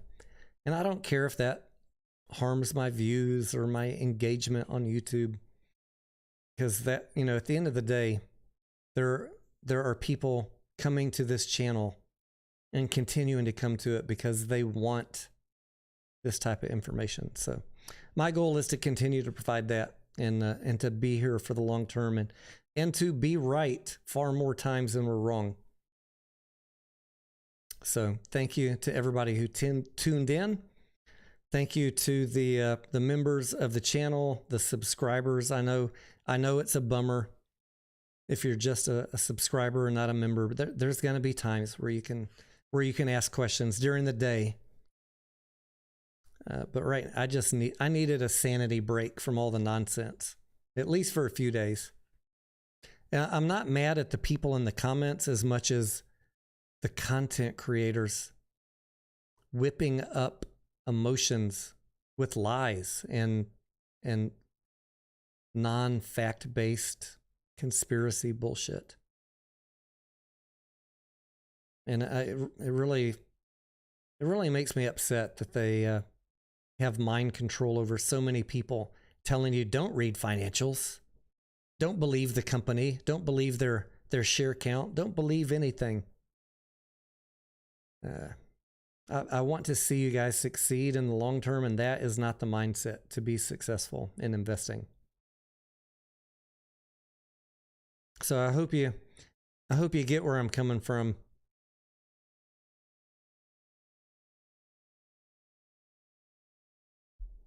And I appreciate each and every one of you. Thank you, guys. We'll probably do tomorrow's Sunday. We might do another live tomorrow night. I got a couple of videos that I want to get out in the morning tonight, in the morning tomorrow, Sunday, depending on what we have going on the schedule. If I have time, I'll get those out. If not, we'll do them early in the week. We got a Rivian video coming out, a Costco. People have asked me about Neo. Now we got Amazon and a bunch of others on the list. Feel free to drop comments in the videos of stocks that you want me to cover. Let me just tell you, if it's a company that has no revenues or declining revenues or negative revenues, don't expect a glowing review. I'll give you an honest assessment, but be willing to hear that. Be willing to hear it. Hey, Tony, you should take a look at Path. I did look at Path. Is that the AI bot company? It is, yeah. Yeah. I have been looking at it.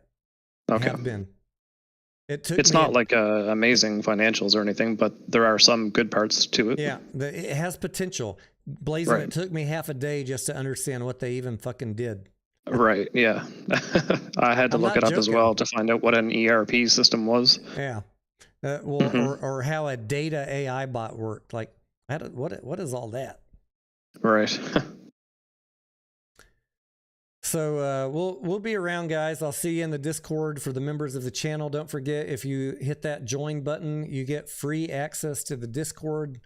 Just link up Discord in the settings to your YouTube channel name. And if you don't want to do that, that's not a problem. The content to watch is always free. You can get free education, free thoughts from somebody who's not emotionally conspiracy based, if that's what you're interested in. If that's not your thing, you know where to go for the other stuff. Tony, weekend. Is there any way that we can get the guys that are signed up through Patreon to be able to be a member on here, or is that not possible? To be able to chat, they can come in on the Discord just like you are and talk. Okay, right. Yeah. But as far as like texting, there's no way. Chatting on YouTube, I will look into that tomorrow. I don't know. Okay.